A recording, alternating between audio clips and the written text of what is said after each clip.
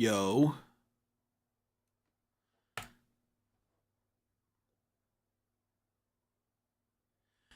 305 in the building. What's up, bro? Sergi, what's good, bro?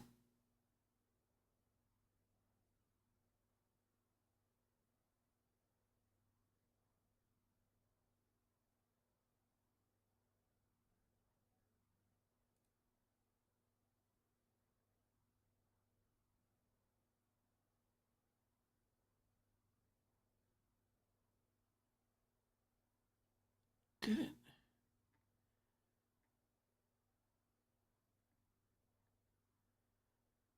Boom, boom, boom, boom, boom, boom. Chicka, boom, boom, boom, chicka, chicka, dum, dum, dum, chicka, dum, dum, dum, dum. Uh,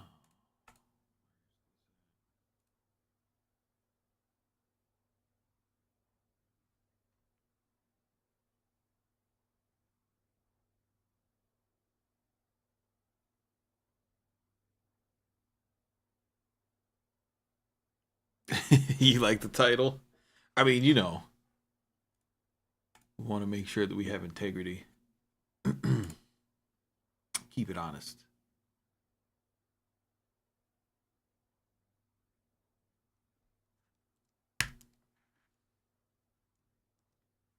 At everyone in the Discord, come and watch me stream.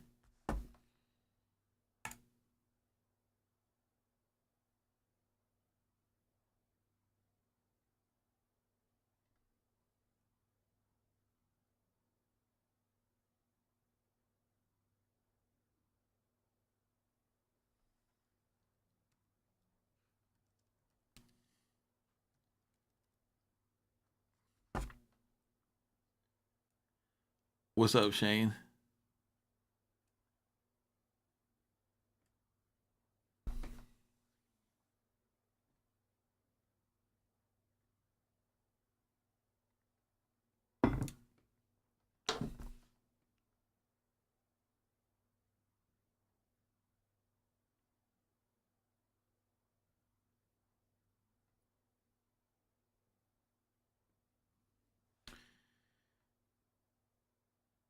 Oh, this is awesome.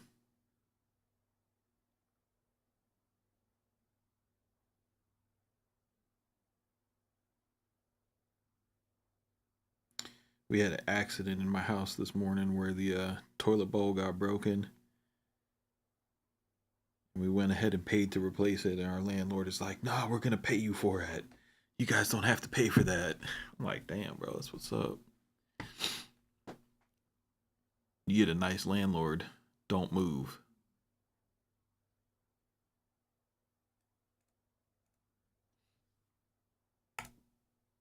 Yo, yo,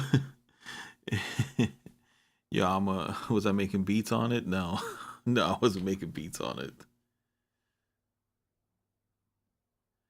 The what's it called? I'll give you guys some Discord etiquette no matter what Discord you're in, right?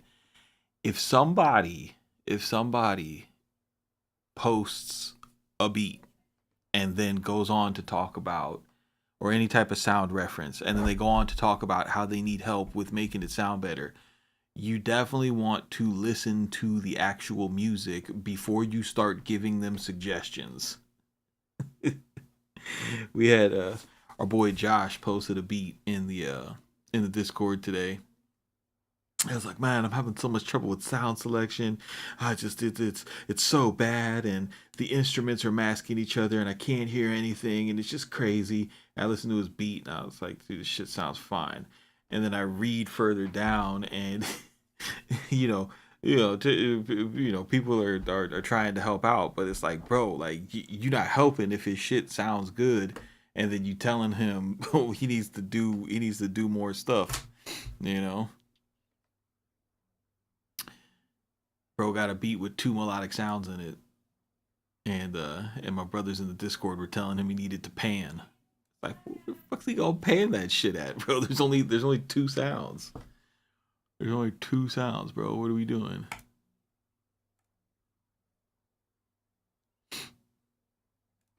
But let's make a sample. I got a little start going.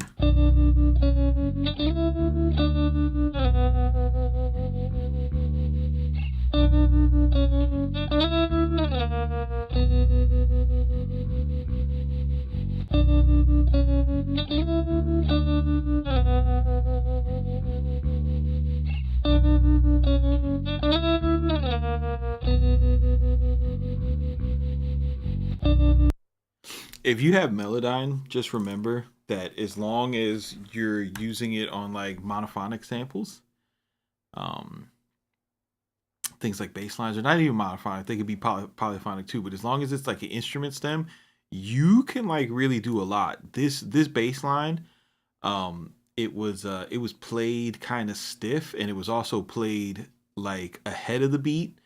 Um, so just know, you can go in and give things like these, like this note was like ahead of the beat and shit like that.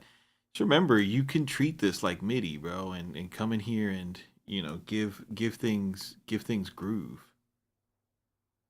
You don't have to, like this right here. I don't want that to be ahead of the beat ever.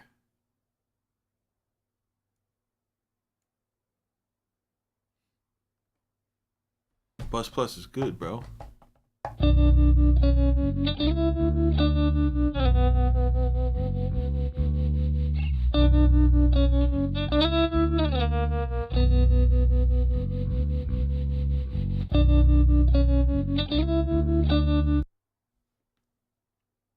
You could just bounce it.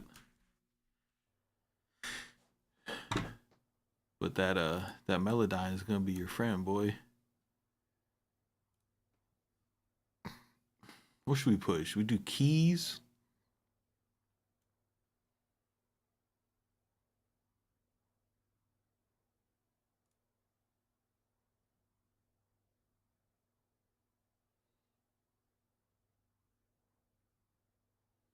I feel like Kame One has something that would sound really good on this.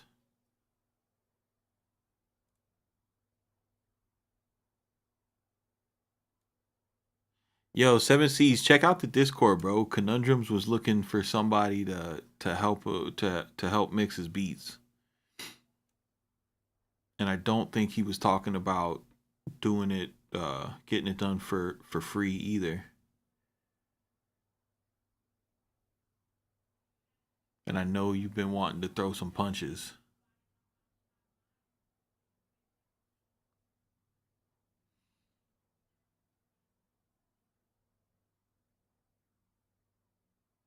What's up, Sai?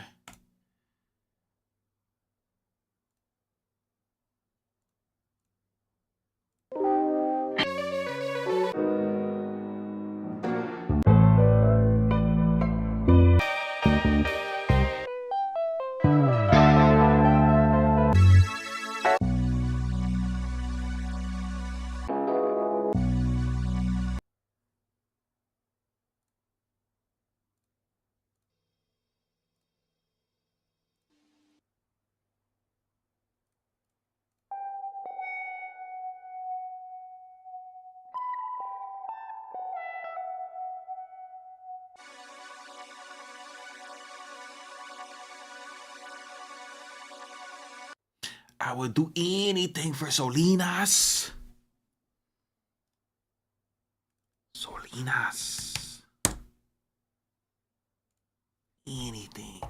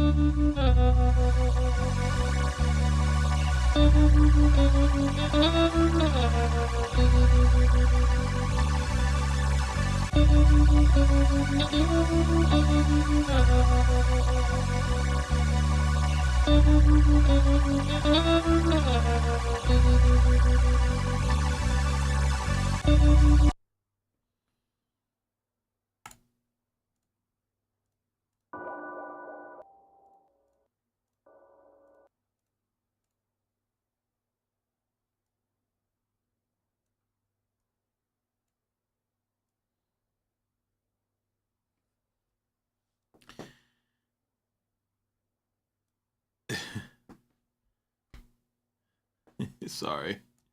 Sorry. Oops.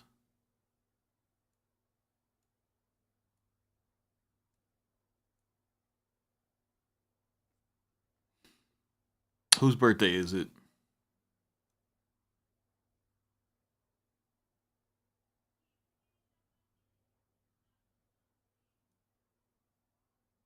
Are you on your OP1 today? I don't got no OP1, bro.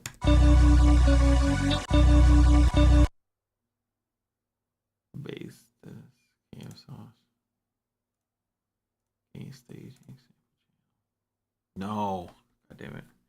Nah, my birthday is November 3rd, bro.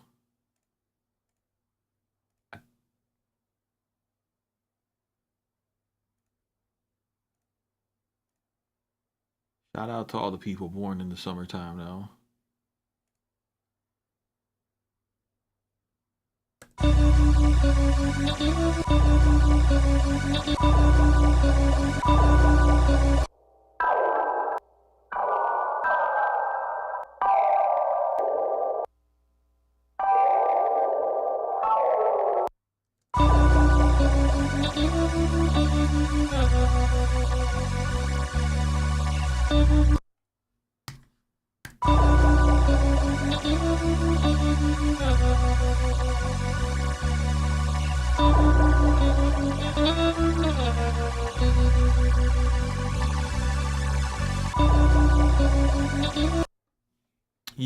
You just discovered Soul and Drums channel today. How's that going for you?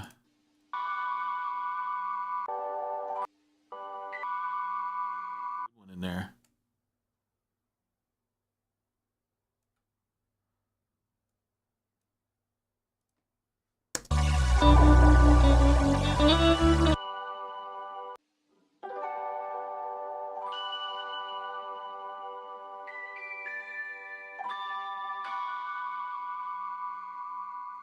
You know which one I'm going for. You know, he got all them pretty shits, and he's got this one right here. This is the one he made. This is the one he left in there for me. That one right there. That's mine.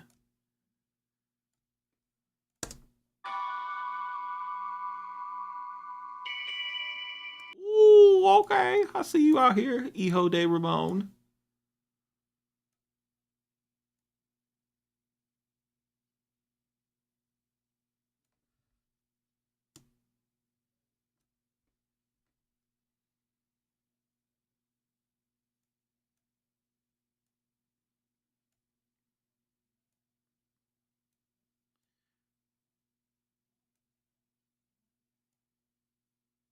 Now we're putting the Castor Troy samples on these. I'm working on an idea right now.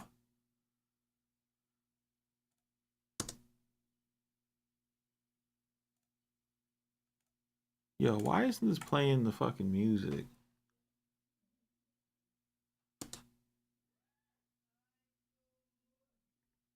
Watch this.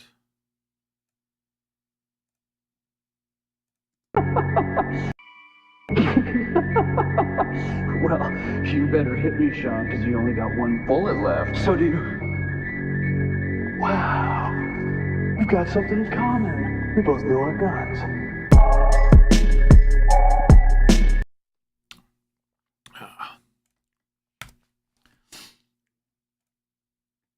This these next few beats are all in tribute to one of the greatest villains in film history, in cinema history. The magnificent Castor Troy.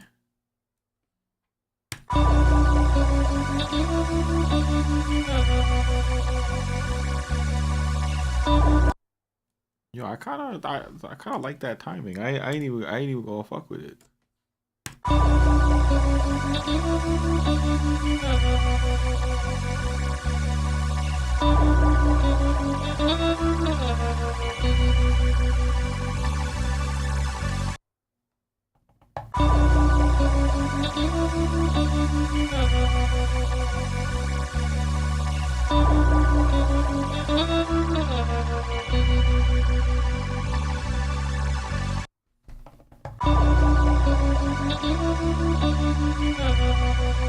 Yeah, the other one I did was I got this scene.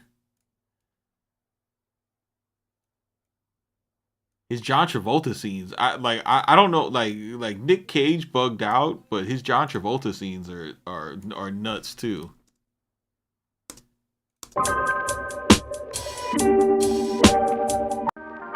Well, I think you better pull the trigger, because I don't give a fuck. I'm ready for the big ride, baby.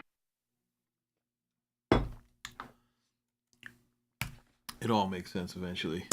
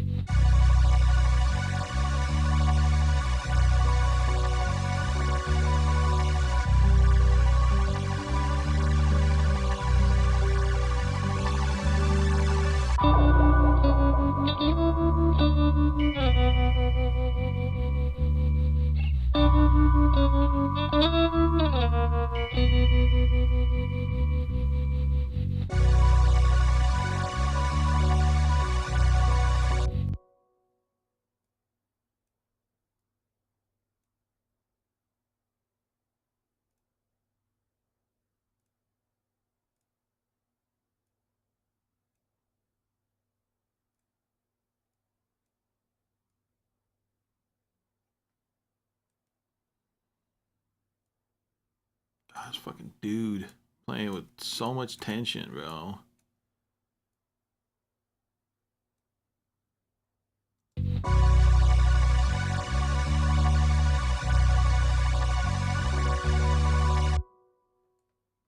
So much tension, sir.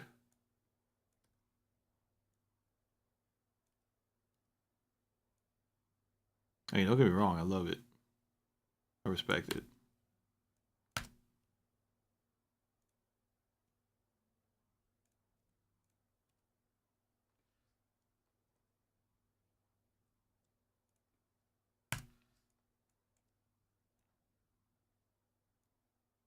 No.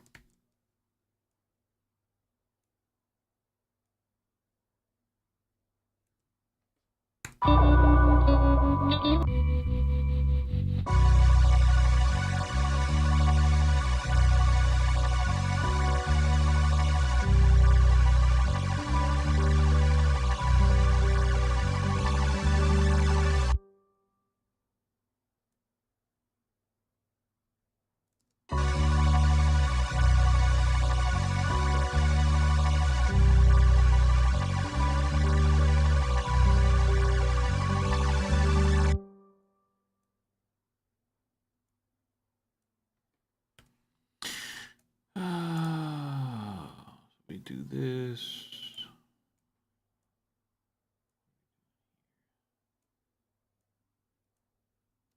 This is old Scoot Henderson.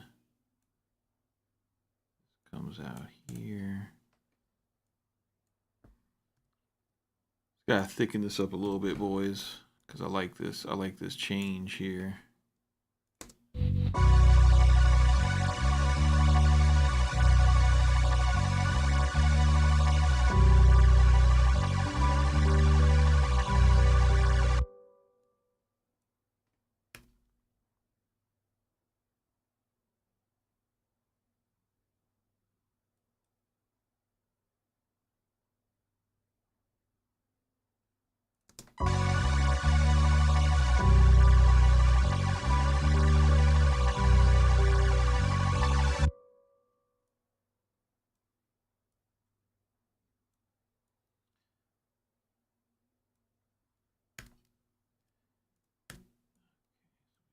Here. You go here. You guys come out to here.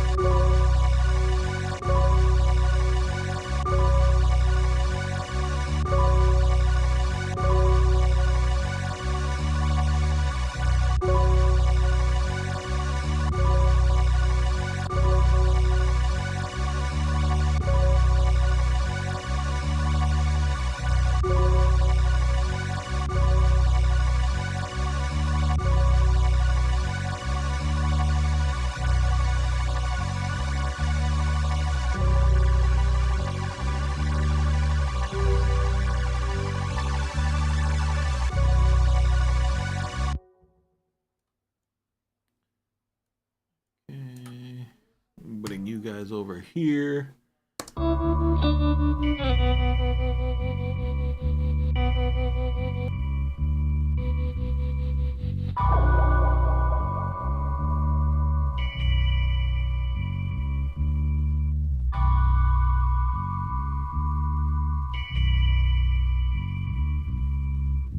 That's unexpected, but I like it.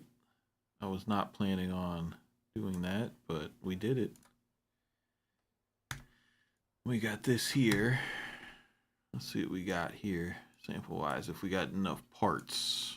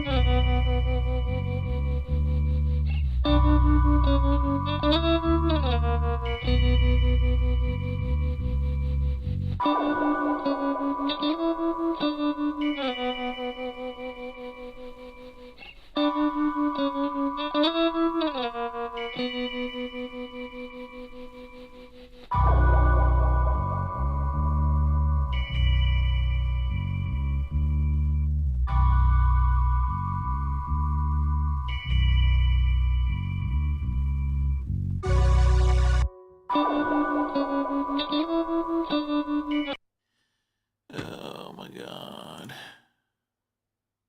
What's my favorite heat circuit? It's so when I got a bass like this, I'll use saturation, and when I'm processing something that doesn't have bass, I like enhancement.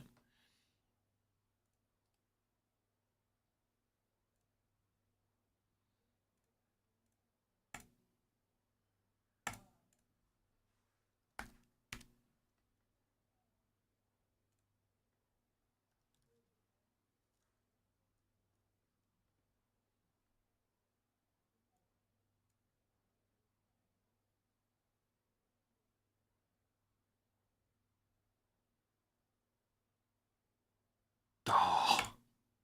We are here to celebrate the life of Victor Lazaro. Kyrie eleison. God, this is the most John Woo shit ever, bro. I fucking love this movie so much, bro. I love this movie so much, bro. Oh my god, this movie is just like it's just like yo, John Woo came to America. He got a hold of like Nick Cage was like and John Travolta were on fire this summer, bro, and they were just like John Woo did not let us down, bro. He did not let us down.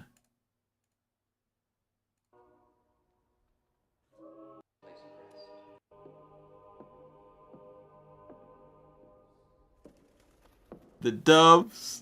He's got the doves, bro. If you know John Woo, you know about the doves. Like you see those doves, the bullets are about to fly, my friend.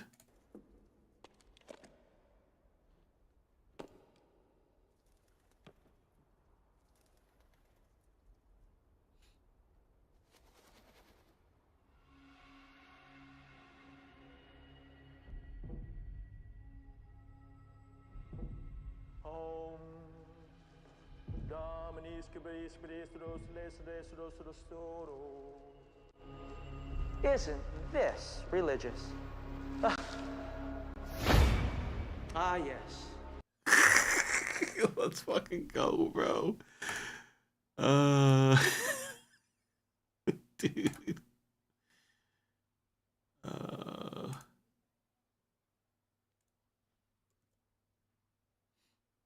Bro, I know it's just a stupid action movie, but two actors playing the same character. That's super dope.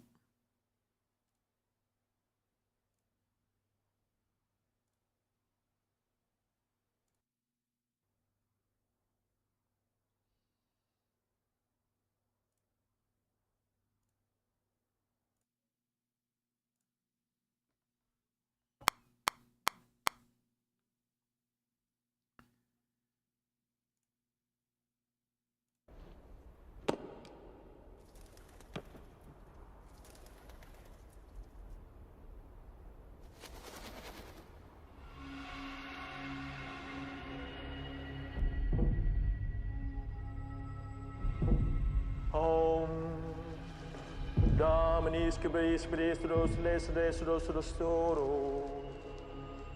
Isn't this religious? Ah, yes. The eternal battle between good and evil, saint and sinner. But you're still not having any fun!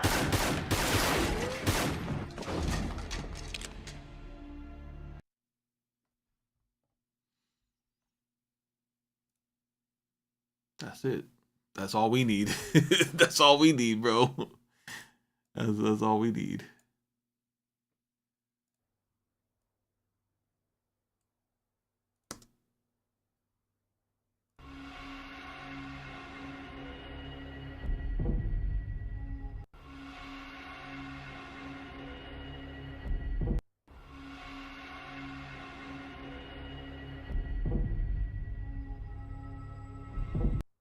You know we're keeping this.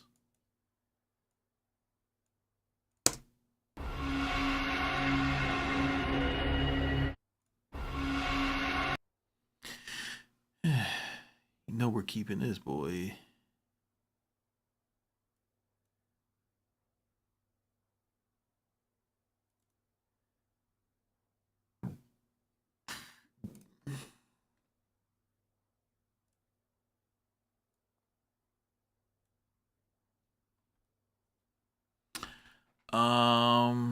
How do I find that? Let's see, volumes, NPC card, one shots, CMP shotas. Let's name this. And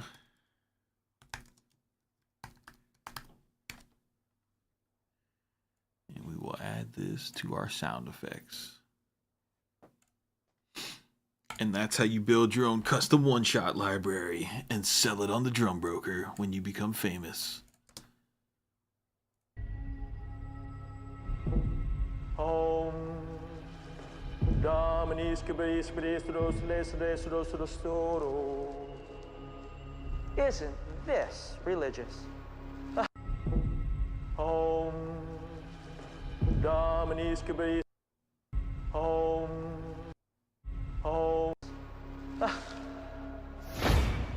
Ah, yes. The eternal battle between good and evil, saint and sinner.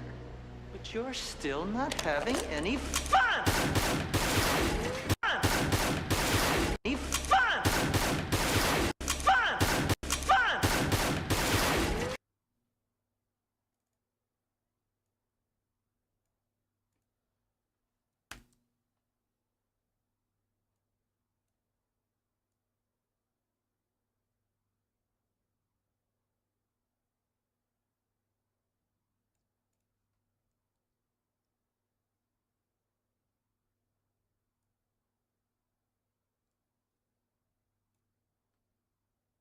Still not having any fun!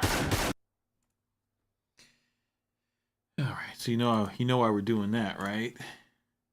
We're gonna take this to the laboratory. Hit it with the fork.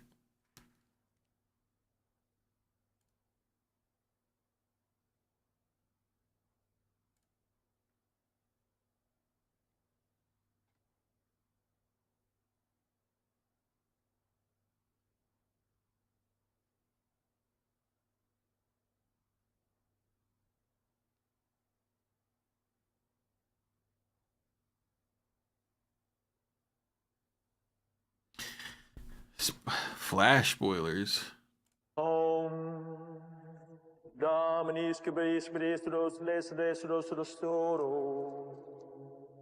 Isn't this religious? Ah, yes.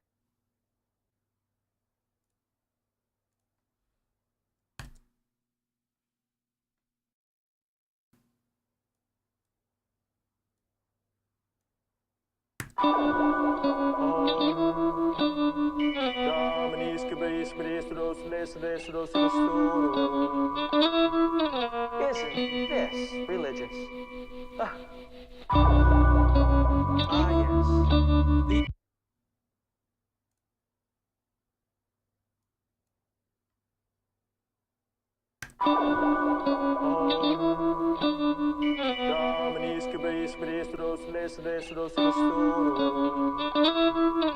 Isn't this religious?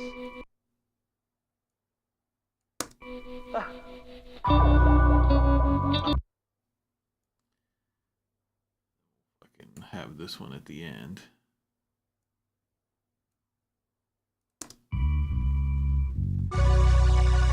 Ah, yes. The eternal battle between good and evil, saint and sinner. You're still not having any fun!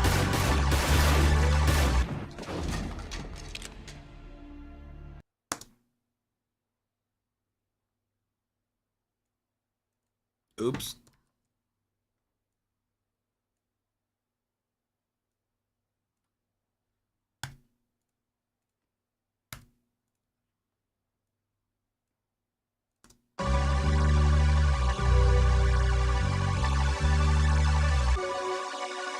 Ah, yes. The eternal battle between good and evil, saint and sinner. You're still not having any fun!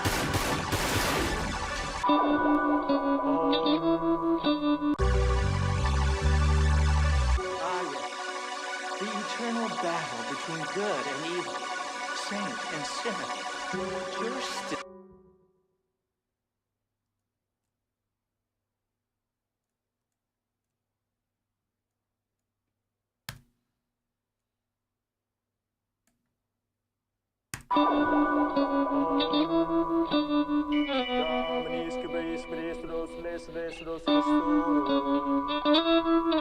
Isn't this religious?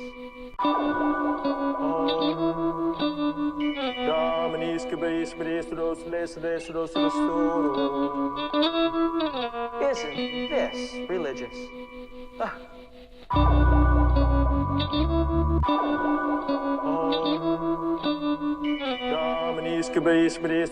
this religious?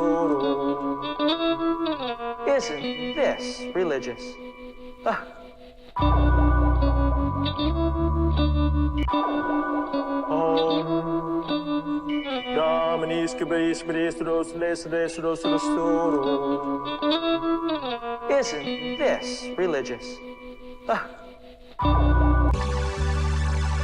Ah, yes. The eternal battle between good and evil, saint and sinner. But you're still not having any fun!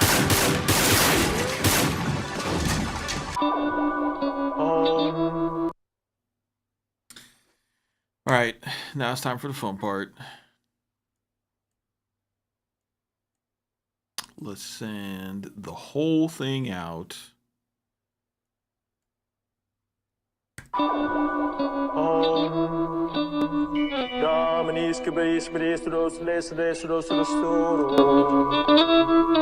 Isn't this religious?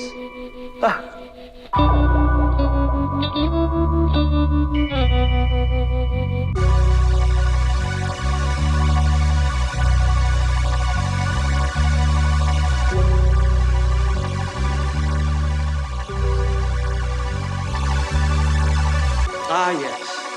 The eternal battle between good and evil, saint and sinner. But you're still not having any fun!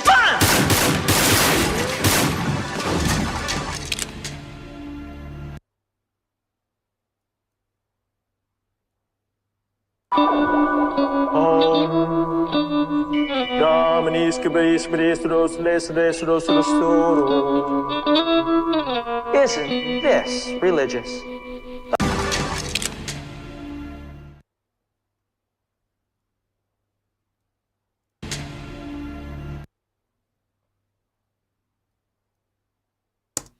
The Strings and Sense or Crazy Scarface. Why you think I like that movie so much, bro? That shit's so good. Everything about it is amazing.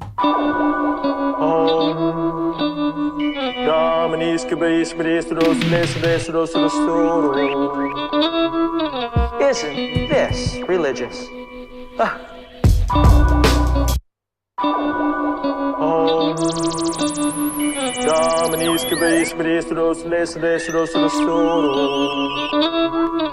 Isn't this religious?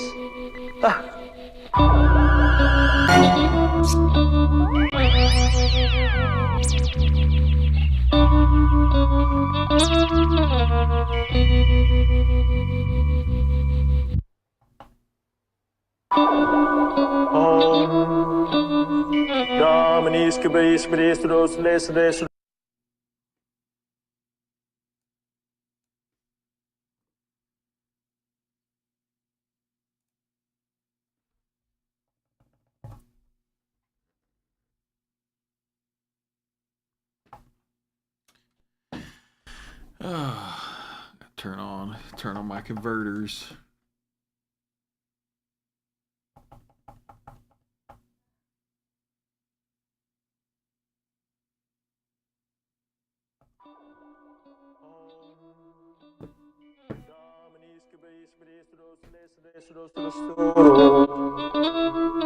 Isn't this religious?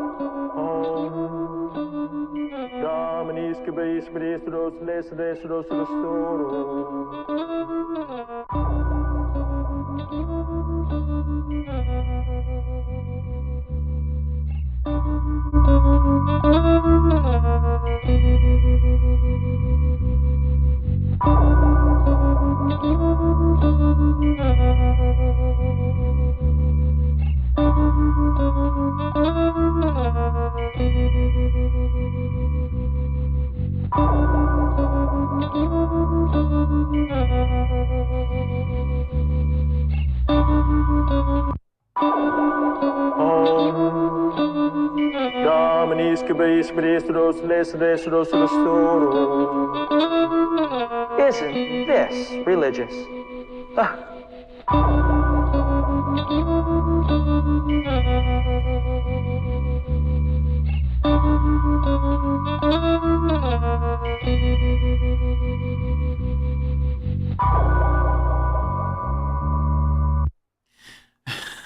Oh, after you told everybody about Nick Cage being in the Flash, dude, that shit made me so happy, bro. I was like, dude, if Nick Cage can make his dreams come true, like all of us can. You know what I mean?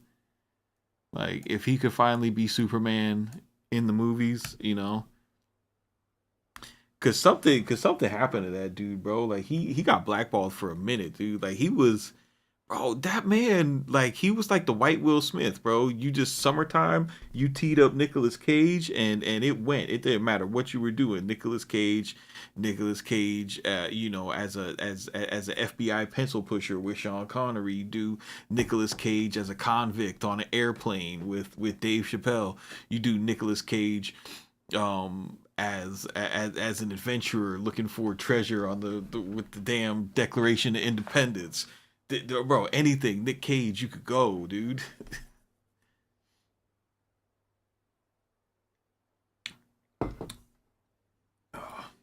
He probably didn't want to drink the adrenochrome.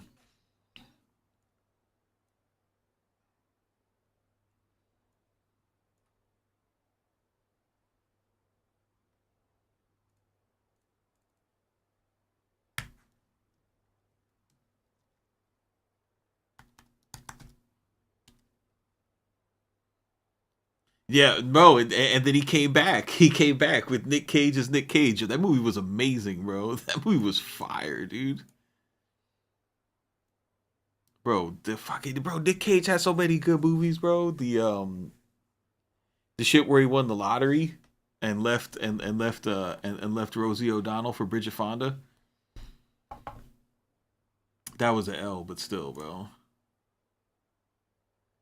He wouldn't wear the dress. Fucking guy wouldn't wear the dress.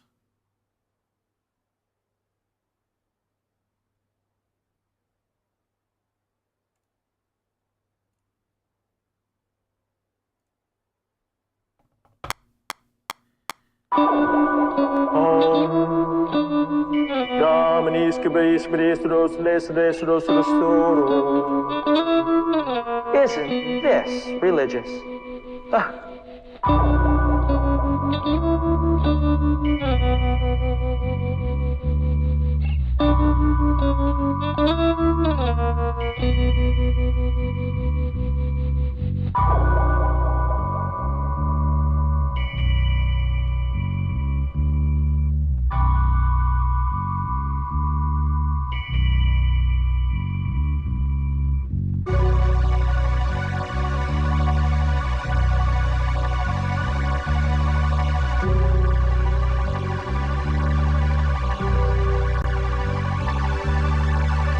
Ah, yes. The eternal battle between good and evil, saint and sinner. But you're still not having any fun!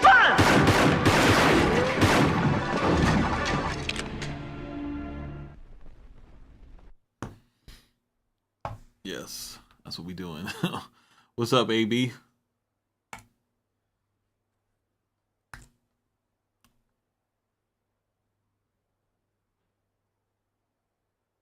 Oh no. Oh no, AB, I'm sorry, bro. Was she hot at least?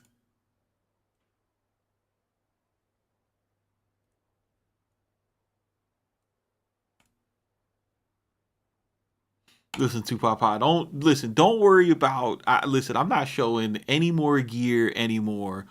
All you need is whatever you can afford, right? Whatever you can afford personally, that's all you need to be great, That's it. That's it.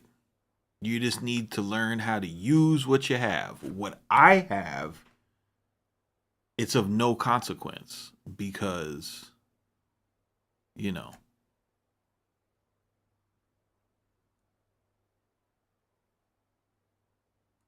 found another sneaking in the back door bass line from the 70s, I hear. This is actually from somebody that we know. His name is Justin.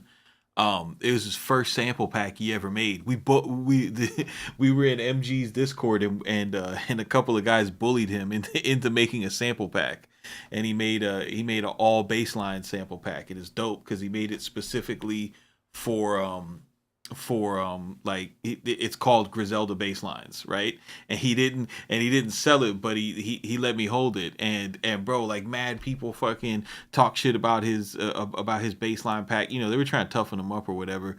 But but dude, I still like right here Griselda Bass by Justin, bro. I still use Griselda Bass to this day. You know what I mean? Because it sound like he recorded it so clean and so perfect that I can go into it with Melodyne and just change little parts, and it sounds better than it sounds way better than using Trillion a lot. You know what I mean? I couldn't use them shits. Listen, these were played pretty stiff, but I just go in and Melodyne and knock them off the grid. He played them like he played them like on the metronome, like but I mean, dude, you know what I mean? I always liked them. You run them through. I run them through this bass amp here.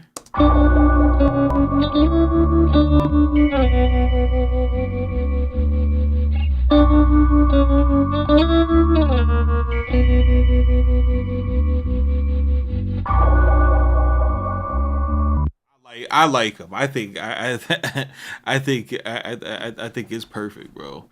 For for the stuff I like to make. I always come back to them. I always come back to them.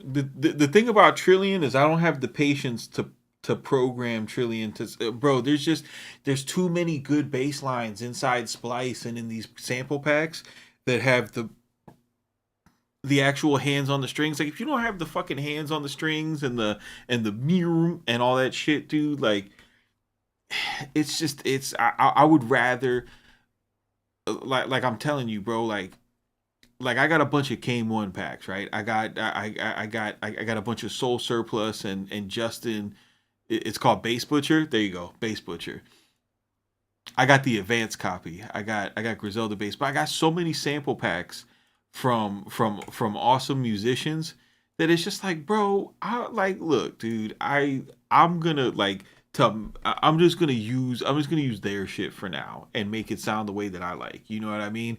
Because Kane One samples will be like all like, you know, like he'll have those 2 tense chords and then the rest of that shit is all like, you know, and it's just like I don't. But there's the fun, you know. I don't know. I like chopping sample packs the way that people like chopping records, you know. And it says I could use them. The joke still gotta fly though. Nah, I mean that was the era, bro. You right. Yeah, I couldn't. That's why I couldn't use them to make my Larry June type beats. That checks out. This is the best title I've come up with yet, man. Well, lucky for you, I have a good sense of humor, bro. So check this out. I want to show you guys something, bro, because I know there's plenty of you here that this shit is still kicking your ass. So you know how on all of my tracks in Studio One, I have like an arrangement guide. So if you want to work and this works in standalone or it works with the software, right? But you can set your template inside the why do I keep inside the MPC and still have, you know, like if you pre-name your sequences to what you need to get out of your sequences, you know what I'm saying? If you know you need an intro or two variations of a verse, 2 variations of a hook, a pre-hook, and an outro, you could just save that in there so it's always there for you. And then you don't have to be weird about not being able to arrange, because then you can work on those patterns the way that you would work on them in a linear DAW. The only difference is that you can't see, you know, them all next to each other. Justin used to make the most excuses, then went on to make the most money. # bullying works. You know it does, bro. Bullying definitely works.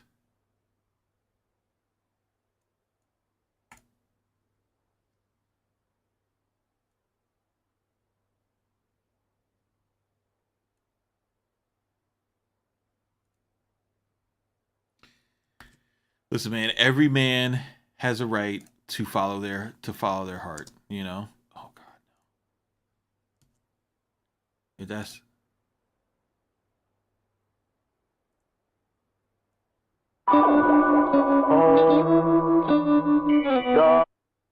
if that's the way my guy wants to give it up, then, you know, God bless him.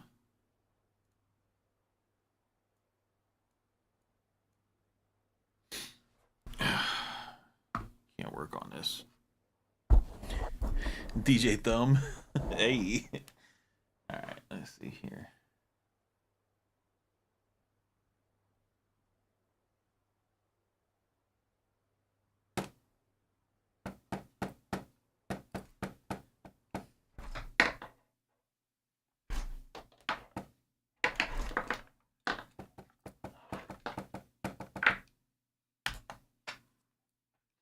I could feel it coming in the air tonight. Listen, yes, religious. A lot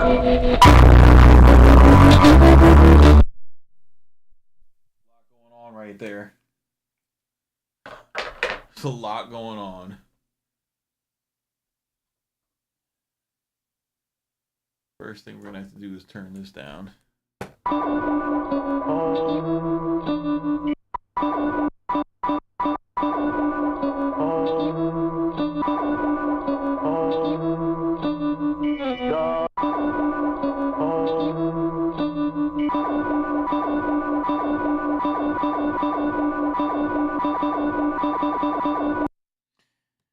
processor.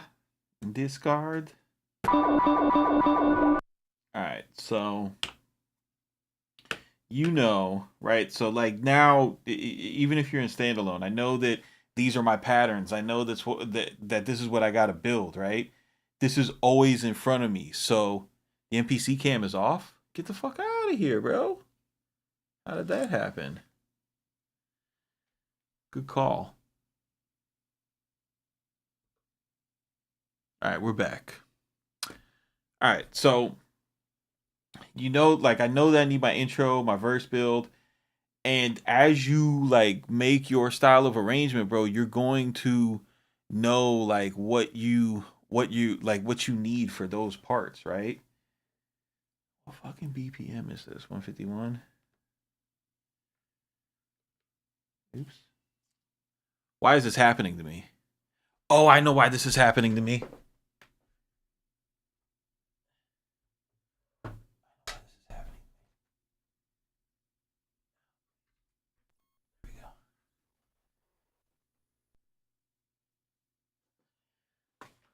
Hold on. Oh, this is so bad.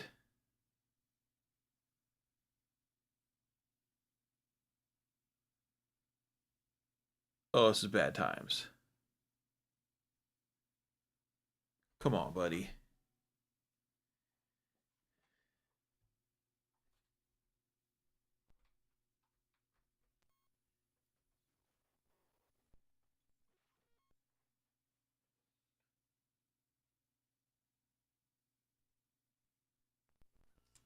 There we go. We're back. Bam. All right. So check this out. 151. Do it.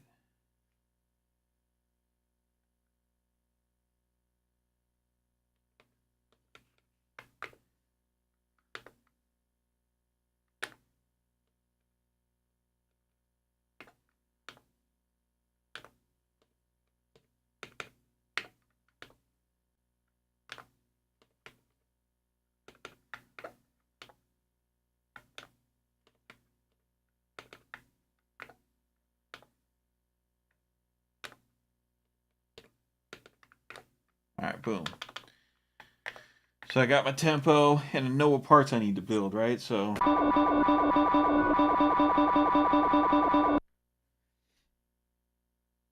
copy. All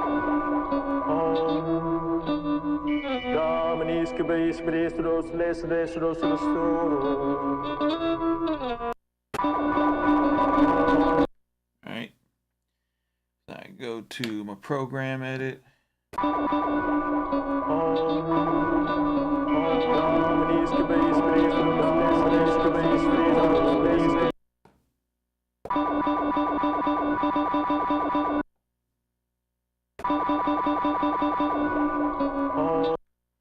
All right, so I know that this is my intro, right?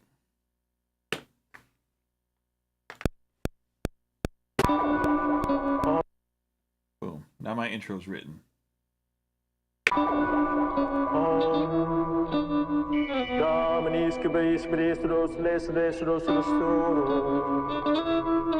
Isn't this religious?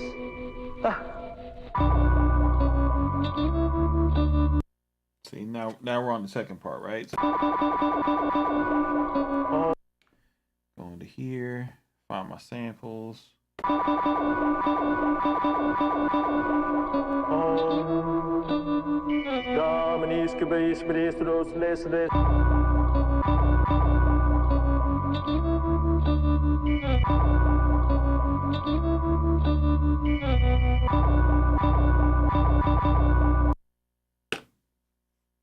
So now I'm writing my verse part.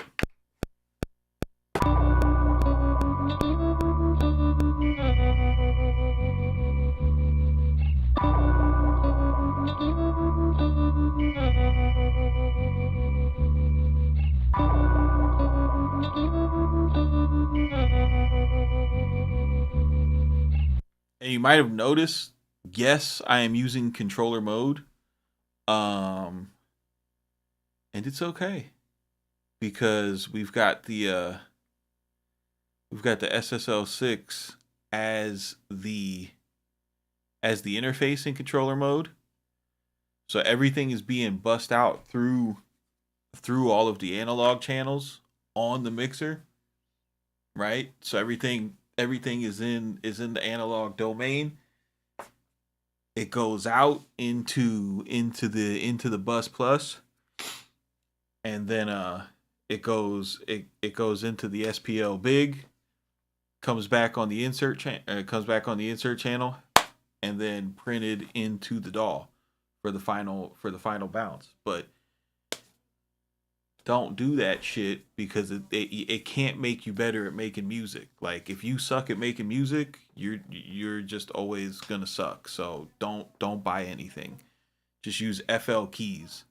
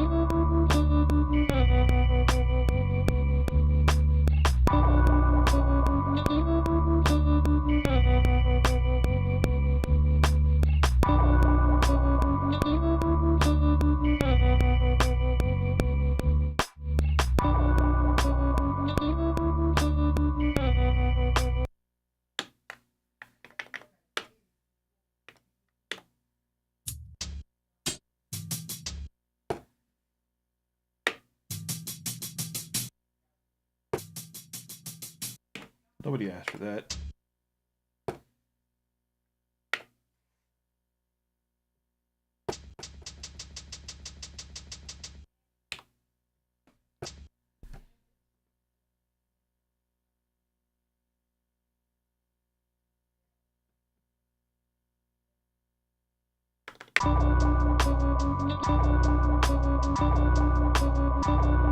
Ooh, Lordy. Let's go, shouty.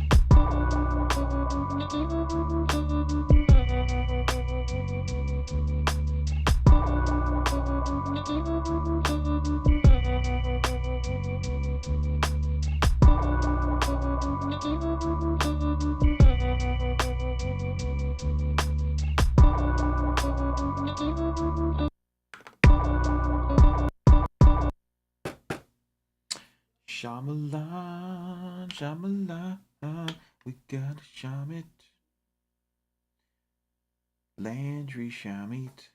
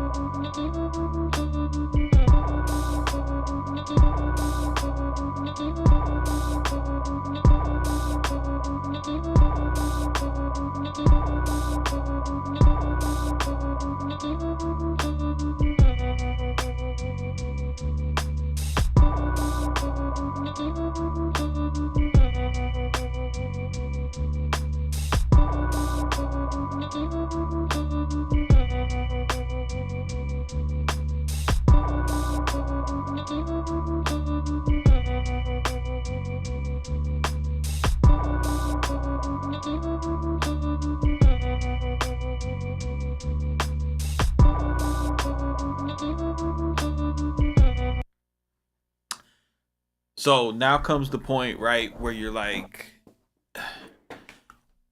okay, so you got like a little loop and arrangement. What do you want to do, like, as far as making your other pieces of your arrangement? You can do this in on standalone or in the software. But if arranging on an MPC is kicking your ass, this is going to be the easiest way for you to do it, right? So you take this, command copy it. We're going to actually, no, we're going to duplicate this out so that we get our 8 bars. Just like we were in the DAW working with our 8-bar pattern. Right, then we'll copy this. And then let me go to my next pattern, command V it, right? Go to my next pattern, command V it. Go to my next pattern, command V it. Pre-hook, command V it. Now the main shit that's gonna change from pattern to pattern, I mean besides your drums, so like is going to be, let's see. You just kind of listen to how it flows and you start to get an idea of what you want to do, right? So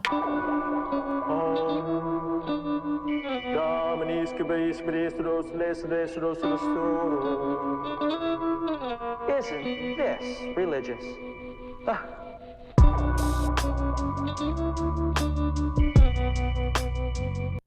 So in a lot of my recent stuff, my favorite thing to do, especially like on these darker, more not trap beats, is I'll take like the first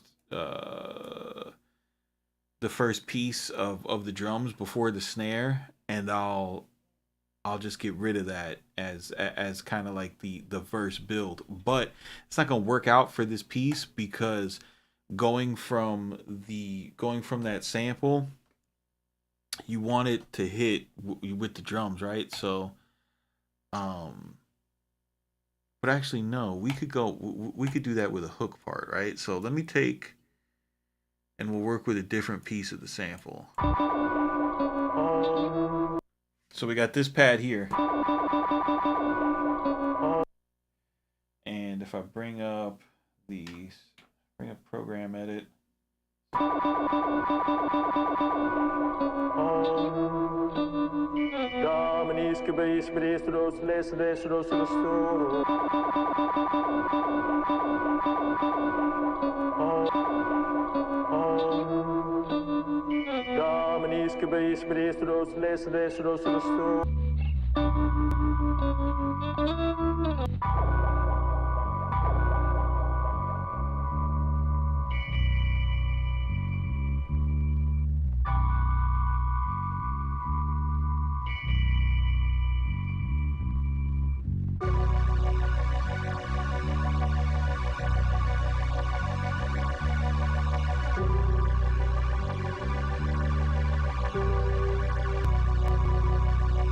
So we'll use the Selena as the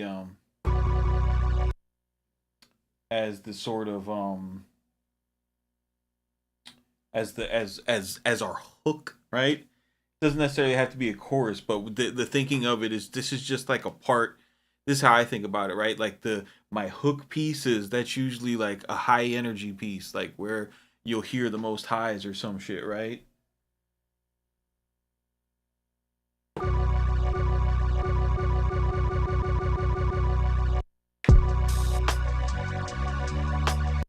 Right? And then you can audition it. So we'll go from intro to hook.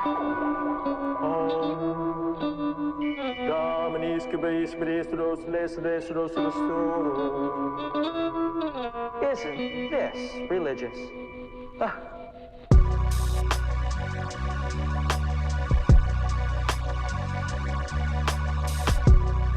Oh yeah, that's what we're gonna do, right? Okay, boom. So that's what we do. Go back to grid view and want to make sure that this is 8 bars, and then we'll do my typical trick here where for hook 1 I drop the last bar of the drums.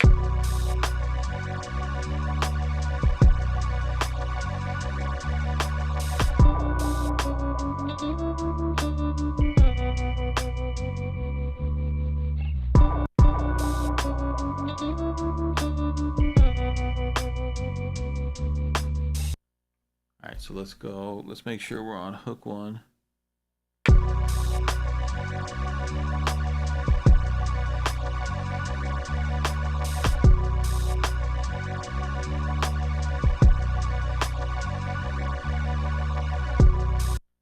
And another trick I do is you see how I'll write the sample into 8 bar pieces so that there's a turnaround on the 8th bar. You know, I'll look for those parts in the music. On hook 1, I'll spam this sample where it's the same thing will loop and loop.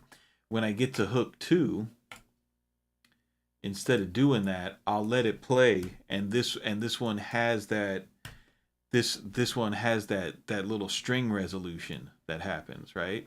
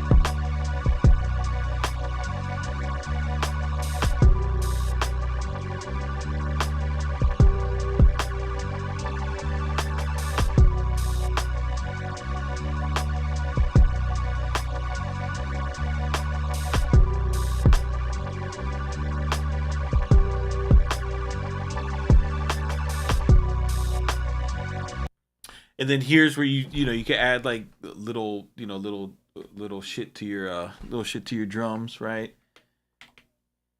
Oops.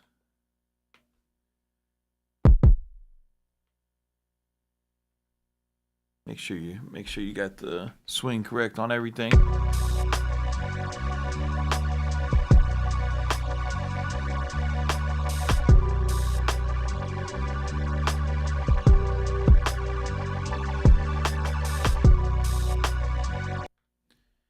Right? So that's how you start to build out the little parts being different from one another.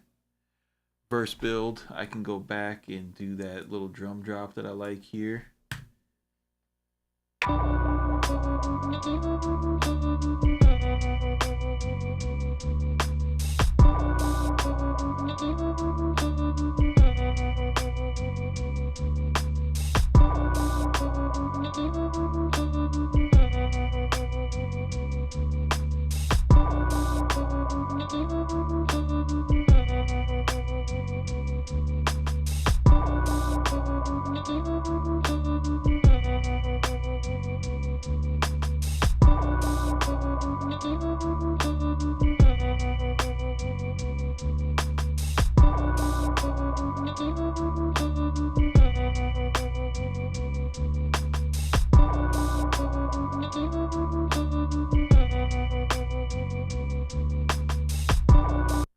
You see how every time I turn into a different section, it's just easy to add a little bit here, a little bit here, because you already got like an idea of what you want to do.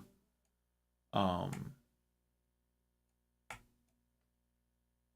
with your parts, you just know that each one needs to be a little bit more different, right? So it takes all of the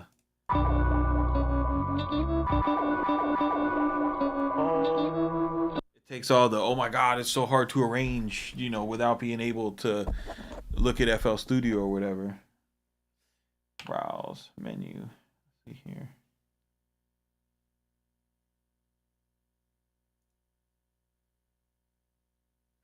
So everything is in one program and you're using the pads like tracks, right? You guessed it. You guessed it. I think that's like so for for like us guys who are used to um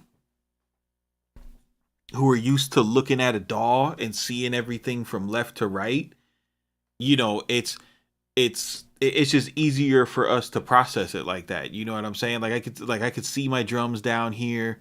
You know what I mean? I could see my samples up here. And like, yeah, I can't see the waveforms, but I mean, come on, bro. Like, like it samples. I can hear them. You know what I mean?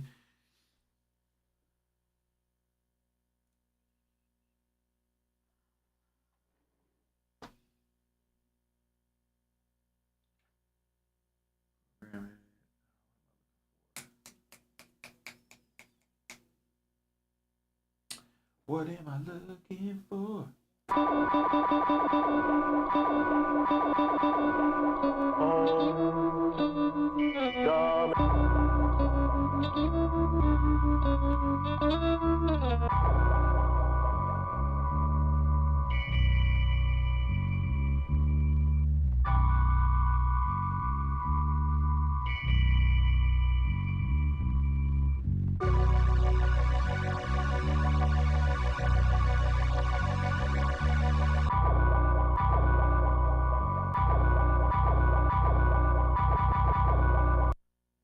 Right. So now this would be my pre-hook.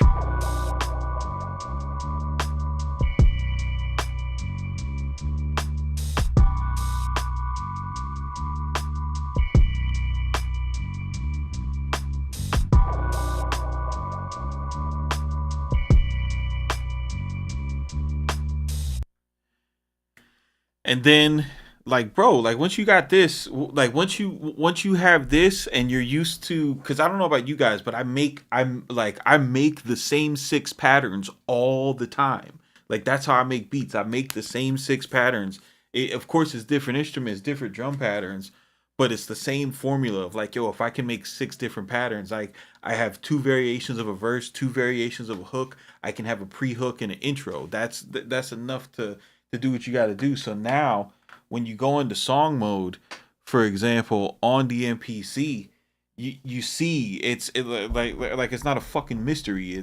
You don't have to see it left to right. You know that you hit that overdub button, intro first, and then I go into hook, and then hook 2, right? And then I go verse build, verse into the pre-hook, right? And then I go back into hook and hook 2, and then I want to go, you know, verse, pre-hook, and then 1 2, and I'm out. That's the arrangement. Bro. If you want to see it in the main mode, it's the same shit, right? So we could take all these and we'll just undo all that work. You just make sure you just turn this on, and you just say, okay, intro, right? Hook 1, hook 2, verse build, verse mail, pre-hook, right? And then we want to go back into hook 1, hook 2. We'll do a verse build into a pre-hook because it don't need to. You see how long these are? We got to address something here. We don't know why those patterns are so long, but we gonna fix it, right? Pre-hook, and then we can go into, where is it? Hook 1, and then hook 2, and we're out, right? Verse build and verse are kind of long. We gotta see what's up with that.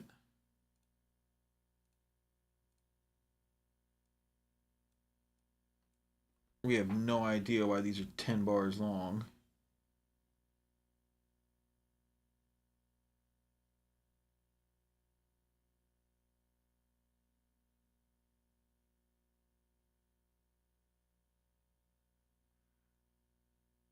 And then, like, you know how my arrangement video saves your beats for real? I appreciate that, bro. Thank you for a sale. I appreciate the tip, man. And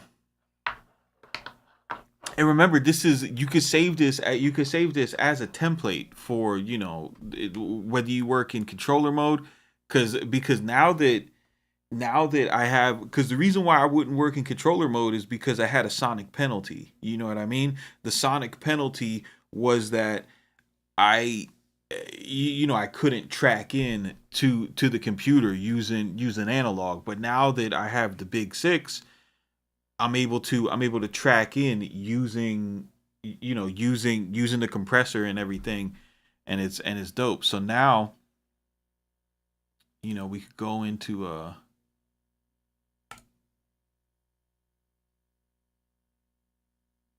you could go into song mode. This is the only thing that's weird about song mode. I don't know why it don't let you like see the whole shit. You know, but you could go up here and see your program. Boom, boom, boom, boom, boom. Right. One thing we need to do is here we need to add. We need to add the outro.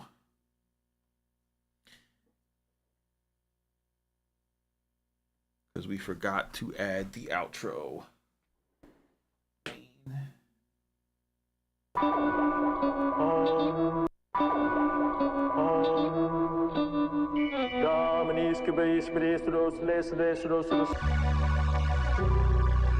Ah, yes. Ah, yes. The eternal battle between good and evil, saint and sinner. Ah, yes. Ah, yes. Ah, yes. Ah, yes. The eternal battle between good and evil. Ah, yes. Ah, yes. Ah, yes. Ah, yes. Ah, yes. The eternal battle between good and evil, saint and sinner. But you're still not having any fun!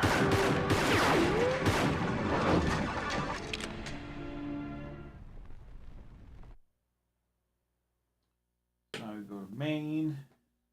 Make this 9 bars, so we get that little 10 bars, so we get that little ending.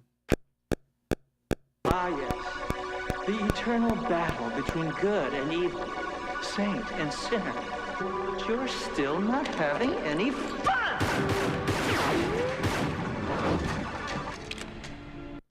Yeah, that's that. So that's the last part, Si. Is that's what I do in in what's it called? Where's it at? Song mode, right? So once you have this, you just go to convert to sequence, and you just do it. Then you could go back home, go to the grid, and go to your last sequence, and then boom, you could see. It only lets you go as far as your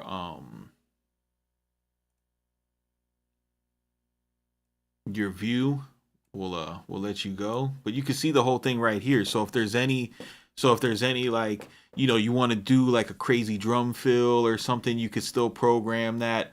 On top of that, you can go into your audio view now, right?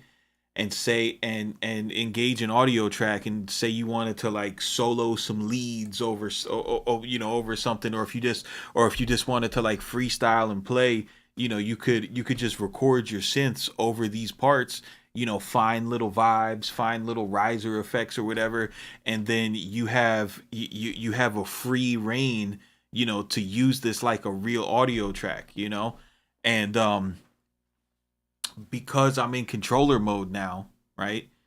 Which this is my absolute favorite part. Because I'm in controller mode now, all I got to do is go to my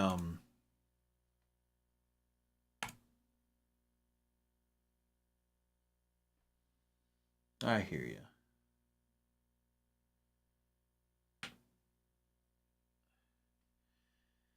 But all I got to do is like we go to program edit and see all my stuff down here. Go to wave mode, and on each one of my samples here.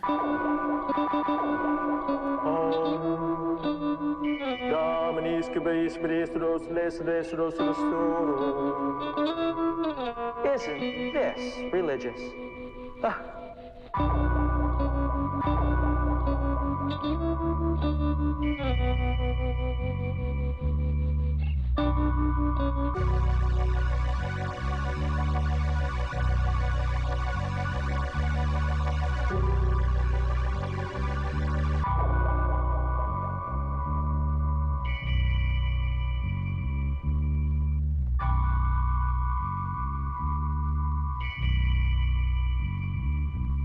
Ah, yes. The eternal battle between good and evil, saint and sinner. But you're still not having. You see how I put these? You see how I put all those warp markers in? So now, if I go, like I have this whole track on the sequence now. So now I could just say, you know what? Because I do this. I do this kind of often, like when I produce inside Studio One and stuff, is I'll be like, just it's a little slow. Like, what would it be like if it was 153? Well, now, which I would never do inside the MPC standalone, because the MPC standalone does a lot of great things. What it does not do well is time stretch. So now we could run this.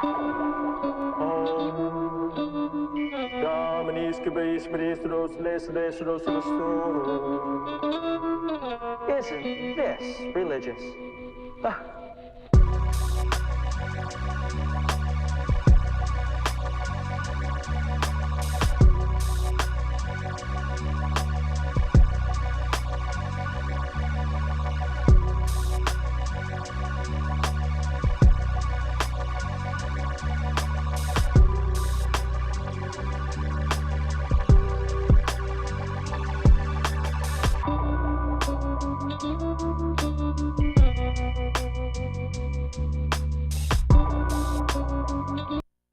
And see, you get no artifacts because we're using Pro 10. You know what I mean? everything is nice, and I was able like and that's something that I wouldn't feel comfortable doing inside a standalone. And it's just awesome to be able to have that freedom. Like I like again, bro, without a sonic penalty. It's just it's very freeing, you know. Go ahead and turn vintage mode on so this sounds like something. You know what I mean? And now we can start, and this is my absolute favorite part now, because now we can start, you know, there's we can really get to okay,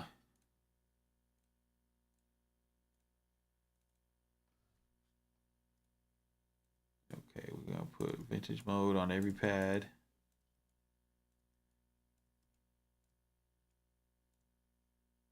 Right. I love making music in the MPC. Once you get your head around it fully, and song mode is great. Yeah, dude. See, my advantage is I used MPCs like before I used the computer, so song mode is like having song mode in a computer is shit, bro.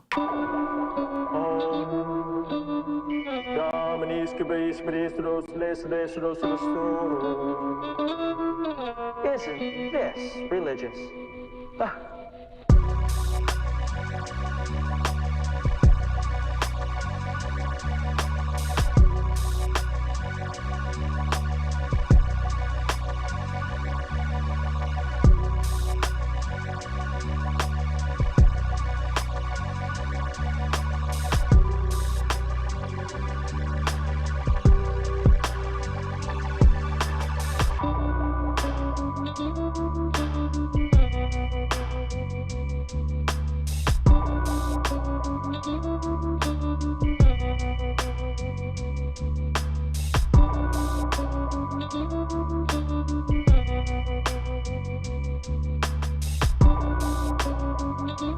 You know, say for some crazy reason, you know, you're a psycho and you're like, God, I need to put soothe on my sample. You know, you can do it now.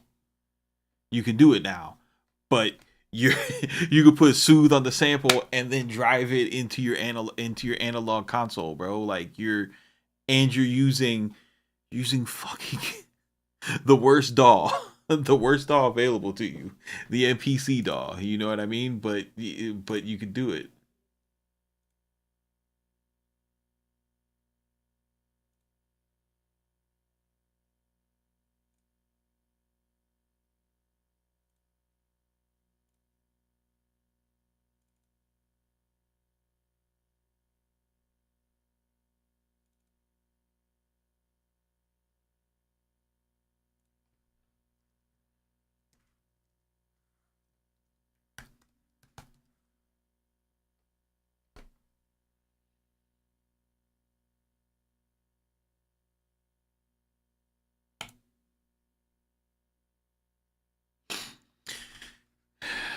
On the big six, when you come into it via USB, can you still take advantage of the preamps, or does it bypass those? So the USB happens after the super analog preamps, right?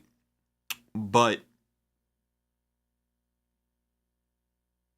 the super analog preamps, they're not like the super analog preamps, they're not colored. You know what I mean? So you're not really losing that much. And if you really if you really thought that it was that crucial, you always have the option to, you know, buy 8 audio cables and plug them in, you know. For me, like you have like a trim knob, but I'm pretty sure that it's digital. I think it's I think it's a digital gain knob. I don't believe that it's no, actually,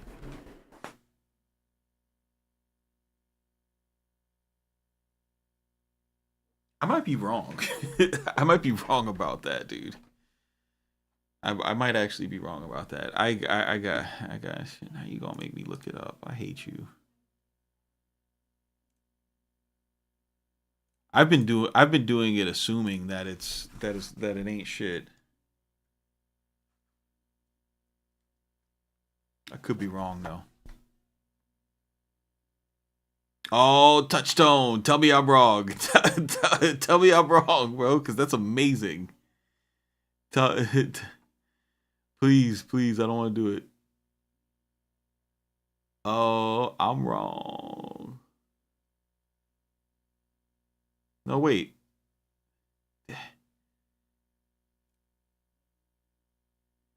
Rotate clockwise. So we come in.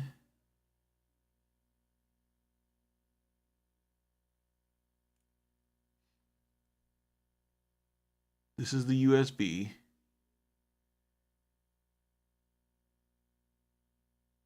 See, this is what's confusing to me, Touchstone, because no, I know that the whole path is analog, but when I look at it, like when I look at this diagram, this is a switch, right? So I feel like you press this button, right? And this switch goes from here and then connects here, right? That's the circuit. So from USB 1, and then it goes, and then the EQ, the EQ, the compressor, the insert, and everything like that. Like this part of the strip is analog, but you don't get the preamp. And I don't believe that I'm reading that part wrong. Does that make sense, guys?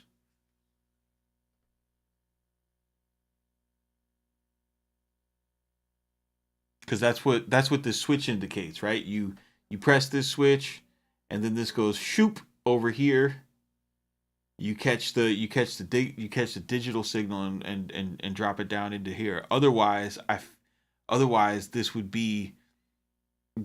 connect to the preamp and not post the preamp.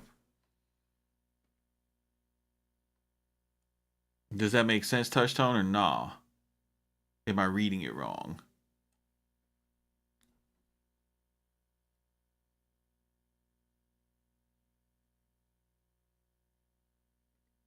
Yeah, that's what he's talking about. That's what he's talking about. He's talking about the preamps, the super analog channel preamps. See, I knew I wasn't crazy. I knew I could read an electrical diagram. Fuckers.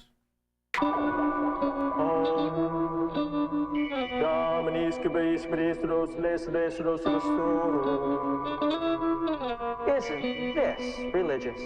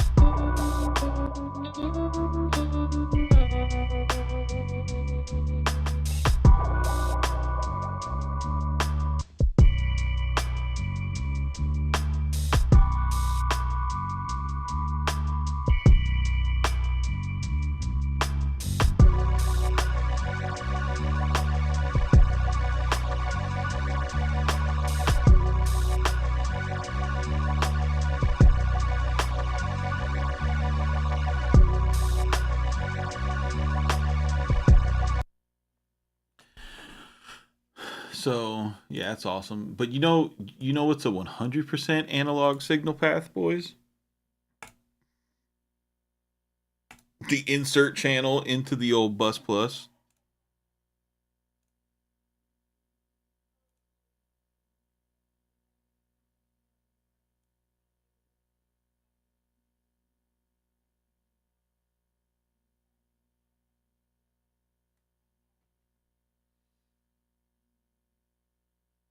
What am I using as my interface? I'm using in the MPC software, I'm using the what's it called? The Big Six is the interface.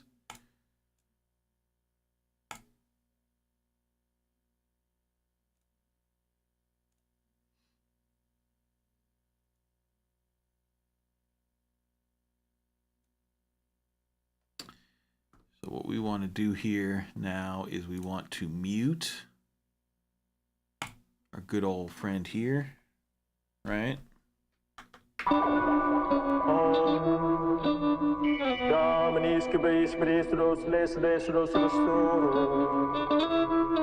Isn't this religious?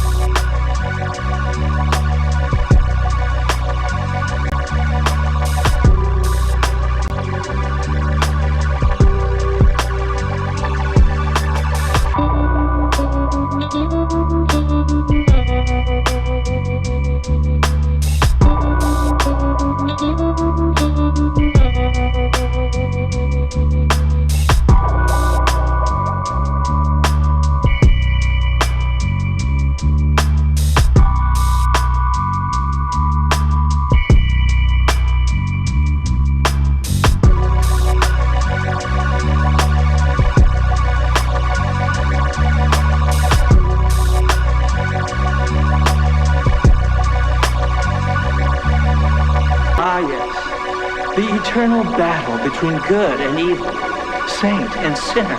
But you're still not having any fun!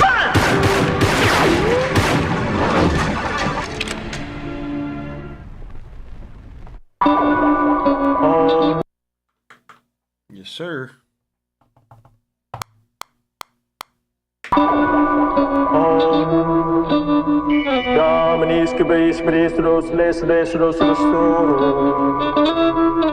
Isn't this religious?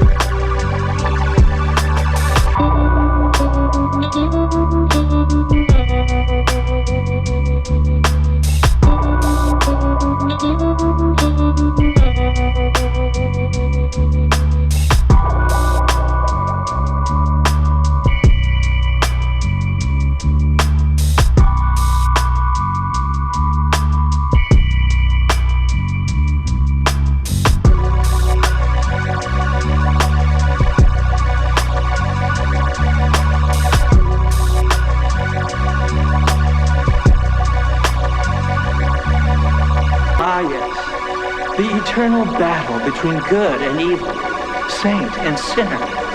You're still not having any fun!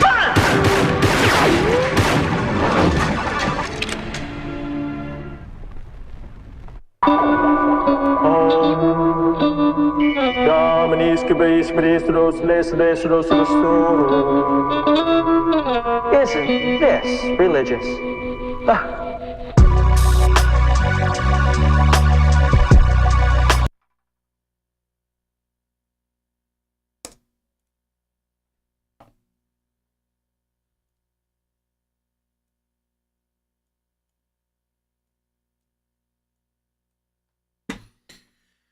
Adrenaline is slowly coming to the epiphany of why studios used to cost millions of dollars to build. The eternal battle between good.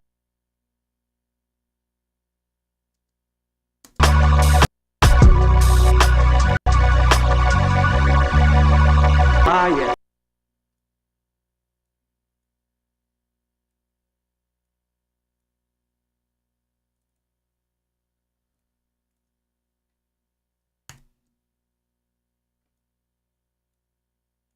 Ah, yes.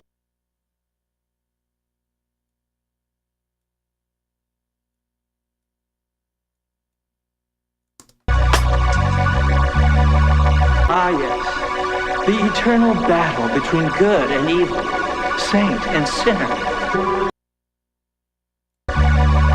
Ah, yes. The eternal battle between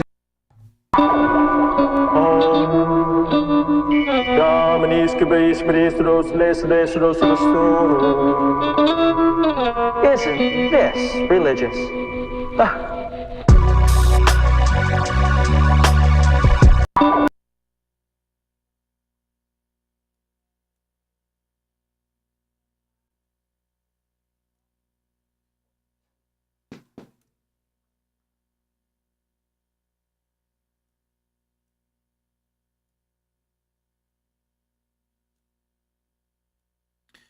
But I mean, like, dude, like once you get hardware, you start to understand that all that simultaneous shit that you do in the computer is unnecessary. Like people just work crazy in the compute. Like people do a whole bunch of simultaneous shit in the computer because plugins don't sound as good as analog. So in order to get a good sound, you gotta like go crazy with plugins. But in the real world, all you got to do is record the shit so that it sounds awesome, you know. And recording the shit and recording the shit so that it sounds awesome isn't like, it's not hard at all, you know. You get a mic, a preamp, and you record the shit so that it sounds awesome. Super simple.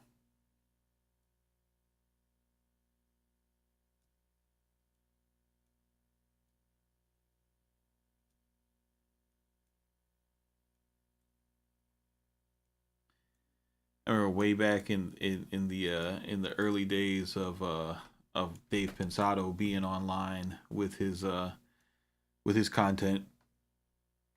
He did an interview with Bruce Swedeen, who worked on Thriller, and they had that batter's box section where they started talking about what the techniques were, and somebody was like, what effects do you use to get a real good string sound? And he was like, a microphone and a microphone in a room, you know, because like people really thought that you had to put compressors and effects on strings to make them sound good.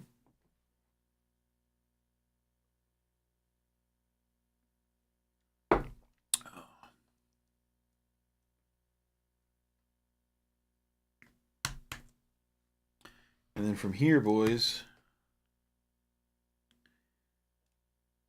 we'll just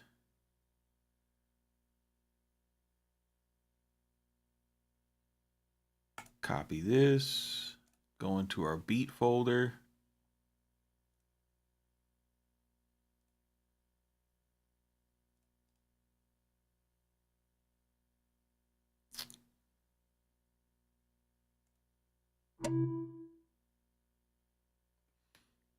paste the old WAV file. So master bus and going in, I don't understand. I need more words. You guys gotta remember, it's like it's on a delay. So like once you hear me say something, I've like moved off of it, so I don't know what we're talking about anymore.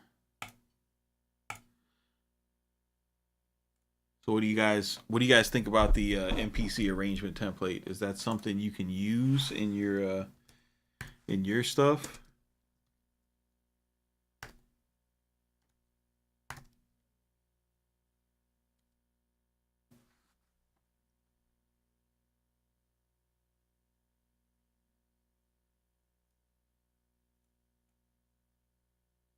That is why they I mean that's why they sell sample packs in different rooms and different mic positions. That's why they sell plugins that can mimic famous rooms with different mic positions. The contact libraries for standalone. Yeah, you can do it in standalone too. You just save it as a template, Frank. You take when you do an empty song, and then you just name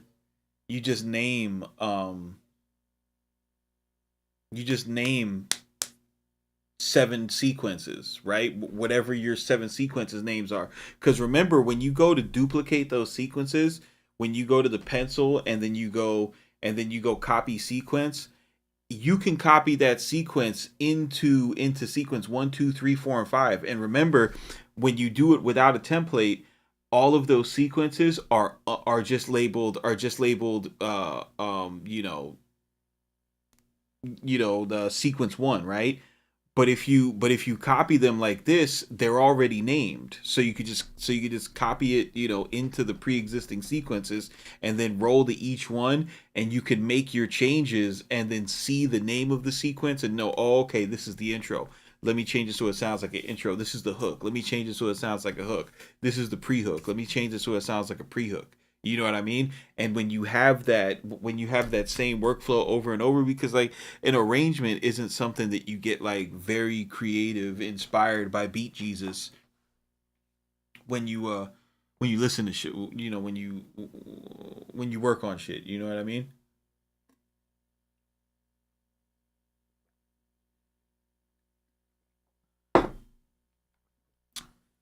Use a template similar. That's awesome, bro. I've had the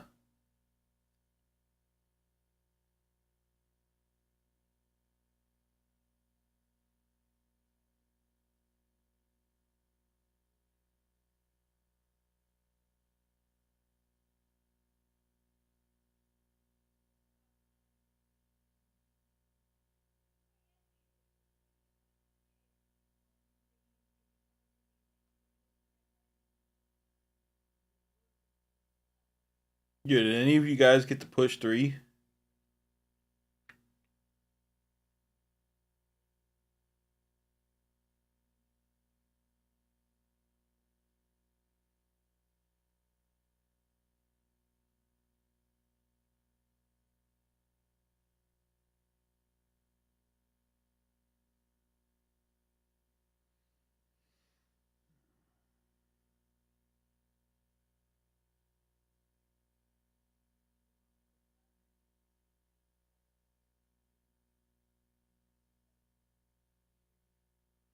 You saw Weaver got one and sold it.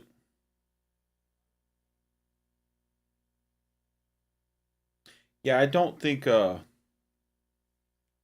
don't think like a standalone push is something that like Weaver's generation of creators are going to connect with, you know.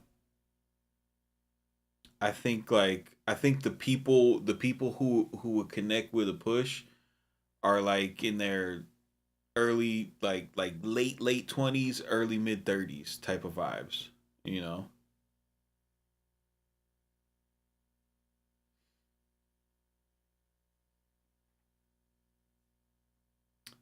I don't think it was all that, bro. It was just one tweet. It was just a sassy tweet, man. Y'all be blowing shit out of proportion.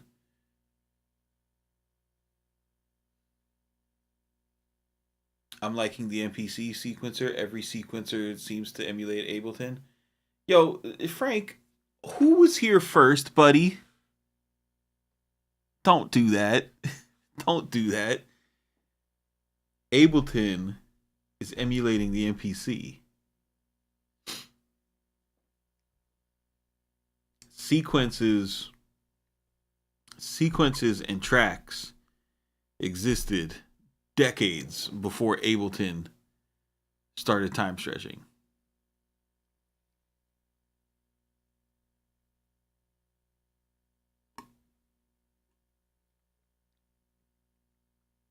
Oh, I got you. I got you, Frank. My bad. My B, bro. I've always been on an MPC or software and went to the studio for mixes. Now I'm getting into hardware and it's like a tattoo. Once you start, you can't stop. Yeah, no, I know. It's here's here's the thing. Here's the thing, Adrenaline. You and this is what people don't understand. You're way better off as soon as you can once you start buying hardware to not buy something cheap just to have something, right? So, for example, it makes way more sense instead of buying a Tascam 12 because it does all of these things okay. You get yourself an SSL 6 because it does a few things fantastically, right? You go and try to sell a Tascam 12 and people are going to be like, I'll give you $300 and a bag of Skittles for it. And it's going to hurt your feelings, right? But if you go to sell an SSL 6, you can lowball somebody on Reverb and get them to sell it to you for $900, and then you could play hardball on Reverb and sell it for fucking $12.50. If you're willing to sit on it, pause. So, you know, that's what you got to kind of square when you're getting into hardware. Like it makes sense to just like, if it costs you, if it costs twice as long to save, just save up for the twice as long, because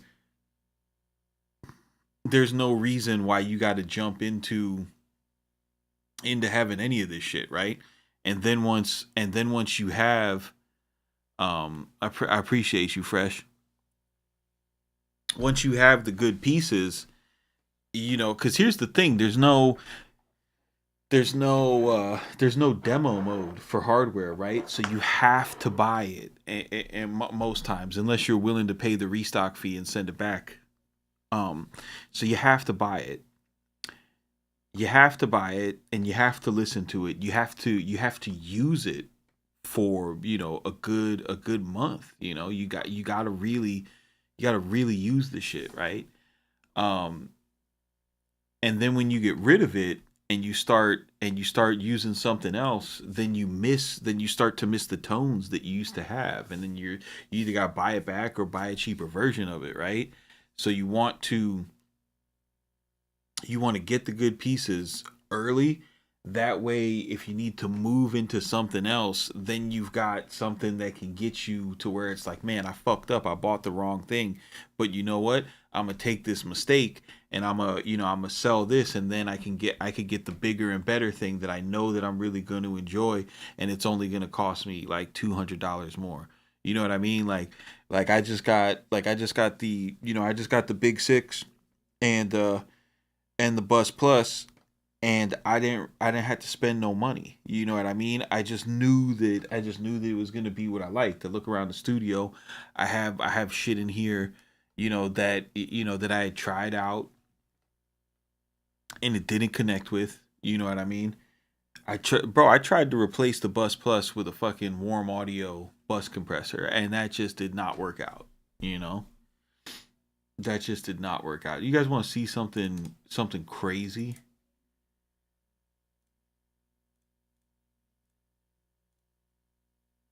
Like especially if you guys are like looking at fusions and shit like that. Let me show you something.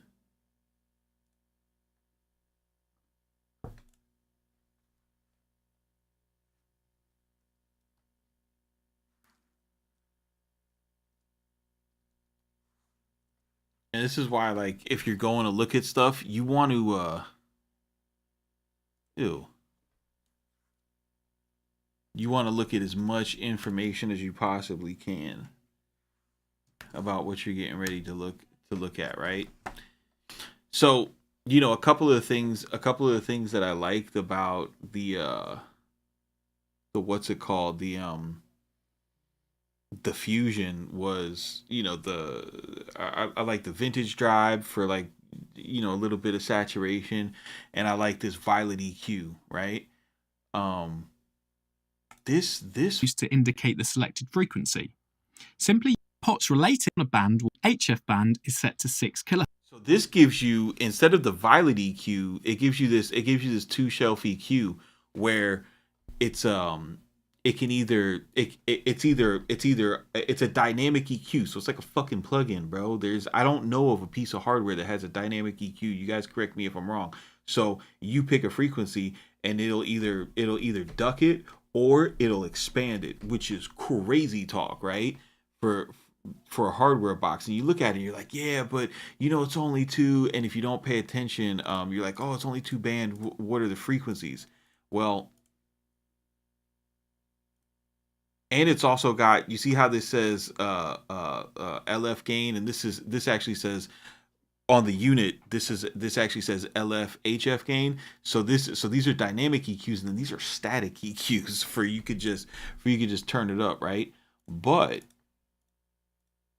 I want to show you something. This has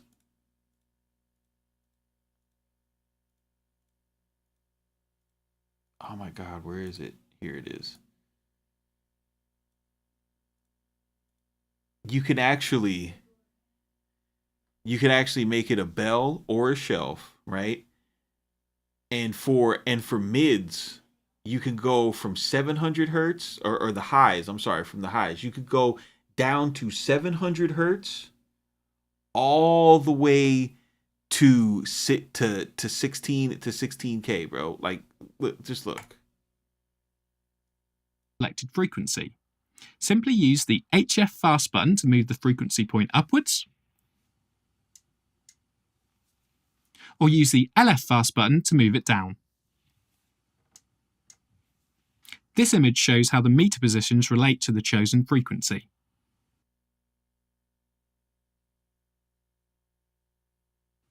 Whilst you're in this setup mode, you can like, that's like there's so much shit on on this, dude. Like, it's just a beast. It's just a beast for your tubas, you know. But if you suck at making music, it won't make your music sound any better. But if you're good at making music, you know, bro, like, what do you guys, let me ask you something. When you hear somebody like talking about gear and they're like, man, you know, this expensive gear won't make your music sound better. Like, do you guys think that expensive gear will make your music sound better? Like, do you think that, like, it'll help you out talent wise? Because when I hear people say that, I don't know who they're talking to, because I personally have never met anybody who, and maybe it's just because I don't know that many music people, but I've never met anybody who's just like, yo, I'm gonna buy this, you know, I'm gonna buy this compressor, and it's gonna make me more talented. Yeah, I didn't think so either.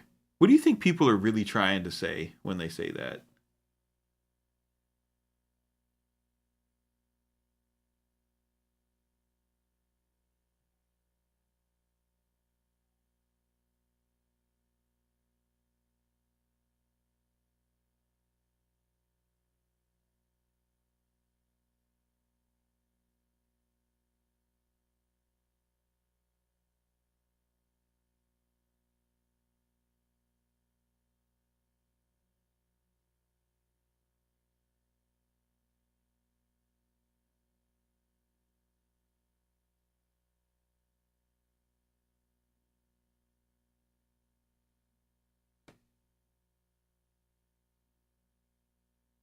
Dontrell says people who suck are usually cheap.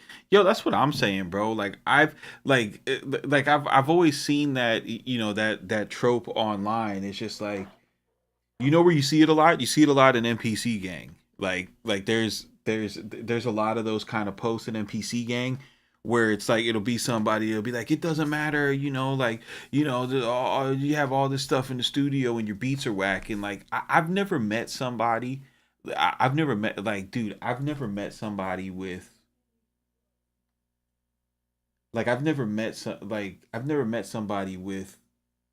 somebody who has the gear that I have that sucks. You know what I mean? Like they had a studio that was like, you got like 3-4 analog synths and you're just ass, bro.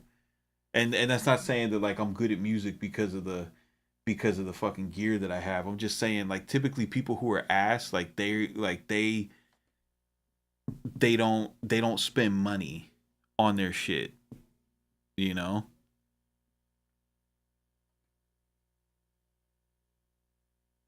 Mark Bake says talent doesn't exist. That's an interesting take. I don't know if I agree with that. I think musical talent definitely exists, right? So it's like because in order to be a great music, like there's people who are talented on the guitar, right? And part of that talent is baked into, the size of their hands, their agility, their dexterity, their strength, you know what I mean? Their dedication to practice. Like it's all these things. It's all these things that allow them to be able to navigate a guitar. Like if you ever tried to play a guitar, it's not like an easy thing to do. Or like prolific people on, playing keys, or prolific drummers, you know what I mean? Like there's definitely talent's definitely real. Because there's people who, do it and make it look effortless, and then there's people who try their whole life and don't even get to be average, A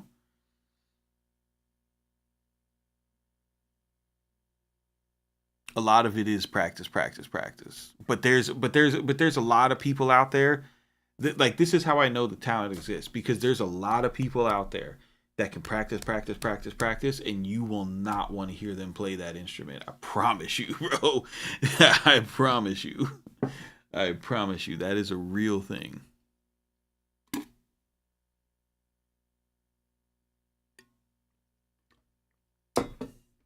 But yeah, I'm still looking for this because I think the whole like, oh, there's all these producers with all this gear and they suck. Like I don't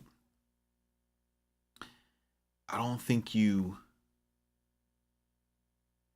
I don't know, dude. Like I just don't think you get to a point where you build a whole music room and you're just ass, bro.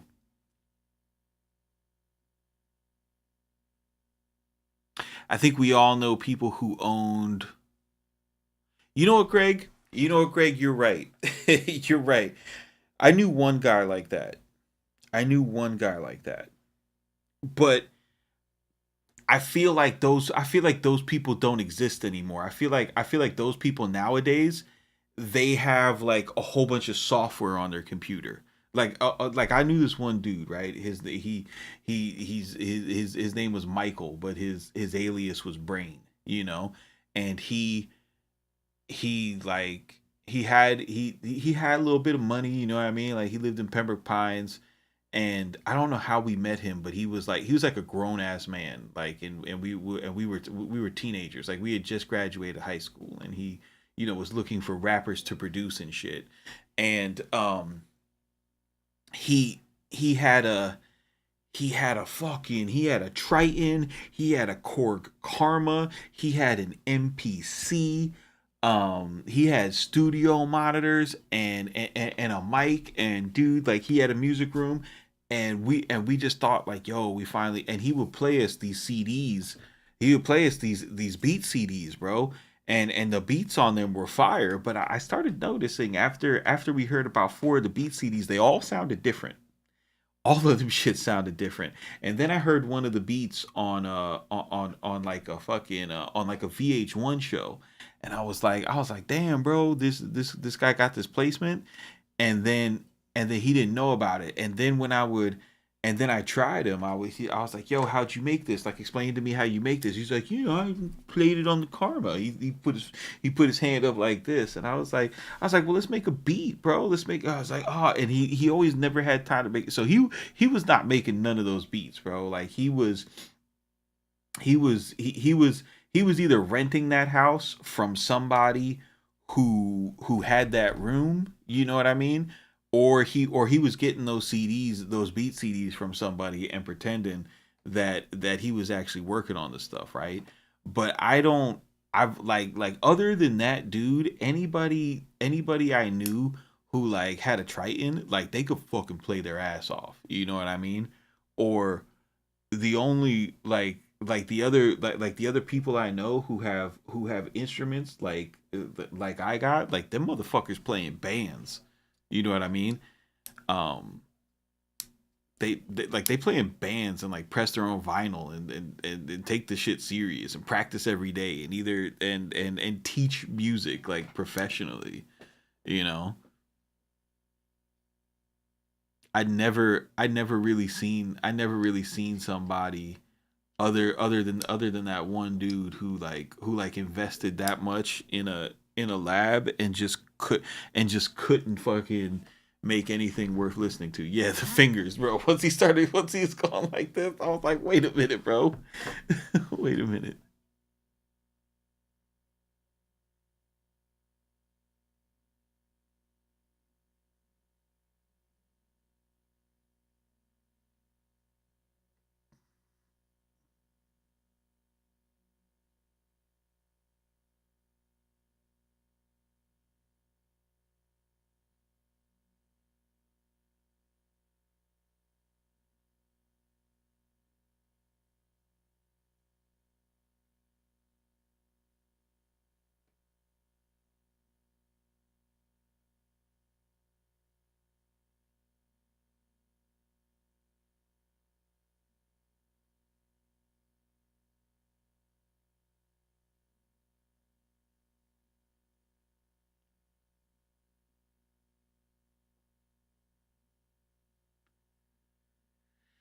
Niall says there are so many tools that are catered to every aspect of music creation now, not including loops and curated sample packs. Making absolute trash in 2023 requires a very special person. Yo, that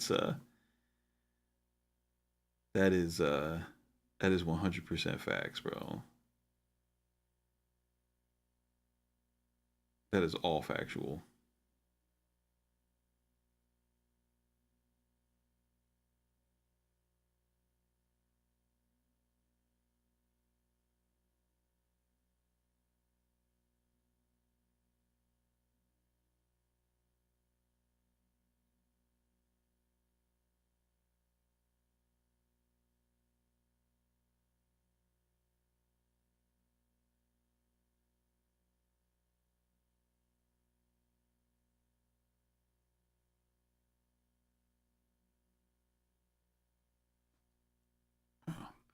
But anyways, guys, yeah, I was just wondering if I was like if I was like tripping about that because I was just thinking I was like, dude, like I see that trope. I see that trope so much, and it's not new, right? This isn't like something new that I heard recently. That what I mean, like it's been around since like ever since I've been online. For talking about music production. Like that shit was on Future Producers, like, oh, just because you got the Rolling Phantom, that doesn't necessarily mean that you make good beats. Like, yeah, we know you got to be able to play the Phantom, bro. Like we know that. You think music is probably worse now because of all the options? No. Music is worse now because for a couple reasons, right? Music is worse now because we lost all of our gatekeepers, right? Like that's fucking. We used to have fucking gatekeepers, and tastemakers who had actual taste, who would curate what, what we heard, right? And we had these like fantastic marketing machines that were able to like drum up so much hype that like collectively as a culture we could all come together and share these musical experiences about and things were just larger than life, you know what I mean? um Now we don't have that. Now we have fucking, you know what I mean, regular people making music, posting themselves, doing regular shit, and like the most like the most like the most that they could do to seem larger than life is hold up large stacks of money. You know what I mean? But we don't like even that. We look at large stacks of money and we're like, dude, you're a joke, bro. You know?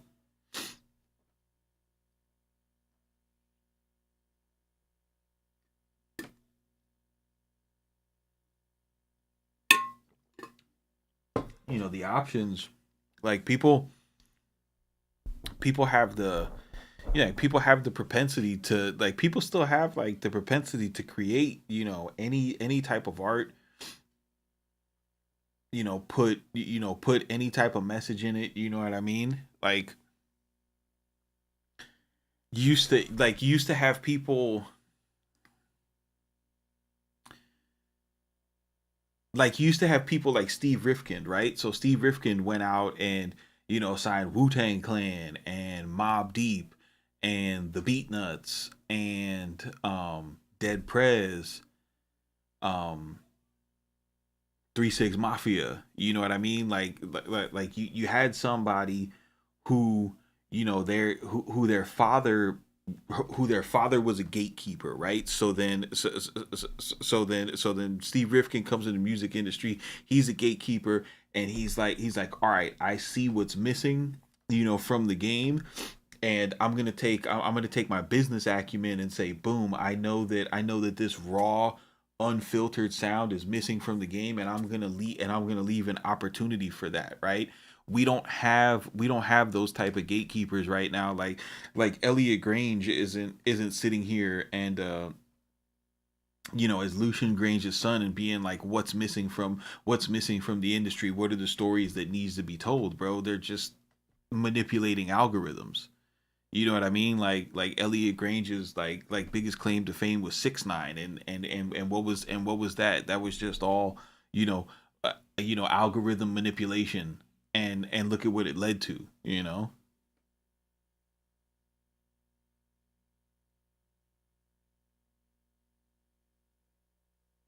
Don Trail says it's generalization by producers who were mad their first big boy purchase didn't result in Grammys. So now it's the gear won't make you better is their go to quote. Yeah, that's what I think, bro. I agree.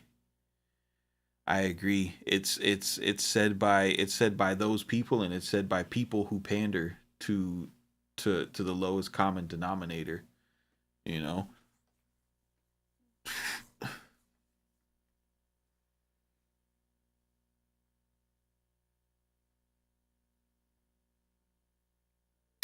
Like there was this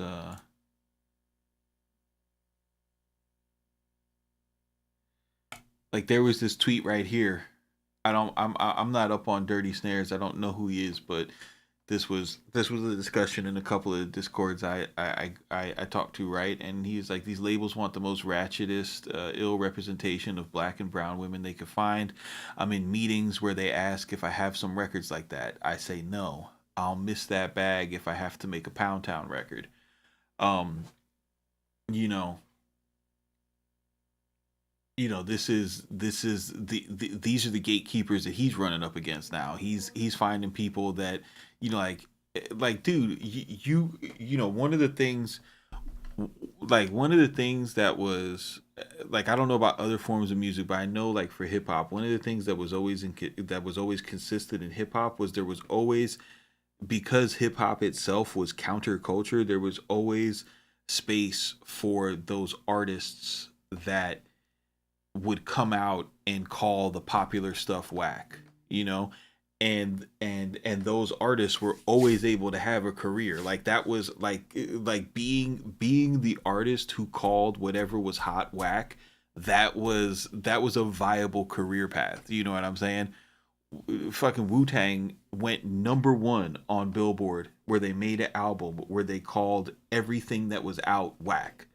You know what I mean? Like they started the album talking about like how like how Puff Daddy and rappers getting on R&B songs and all of the current state of hip hop. Like they called out, they said the current state of hip hop is completely whack. Listen to this CD. This is what music is supposed to sound like. You know what I mean? And there's artists who are the female artists that, who are the opposite of Pound Town, and they're out there, and they deserve to have a chance to to have their shot at the machine. You know what I mean?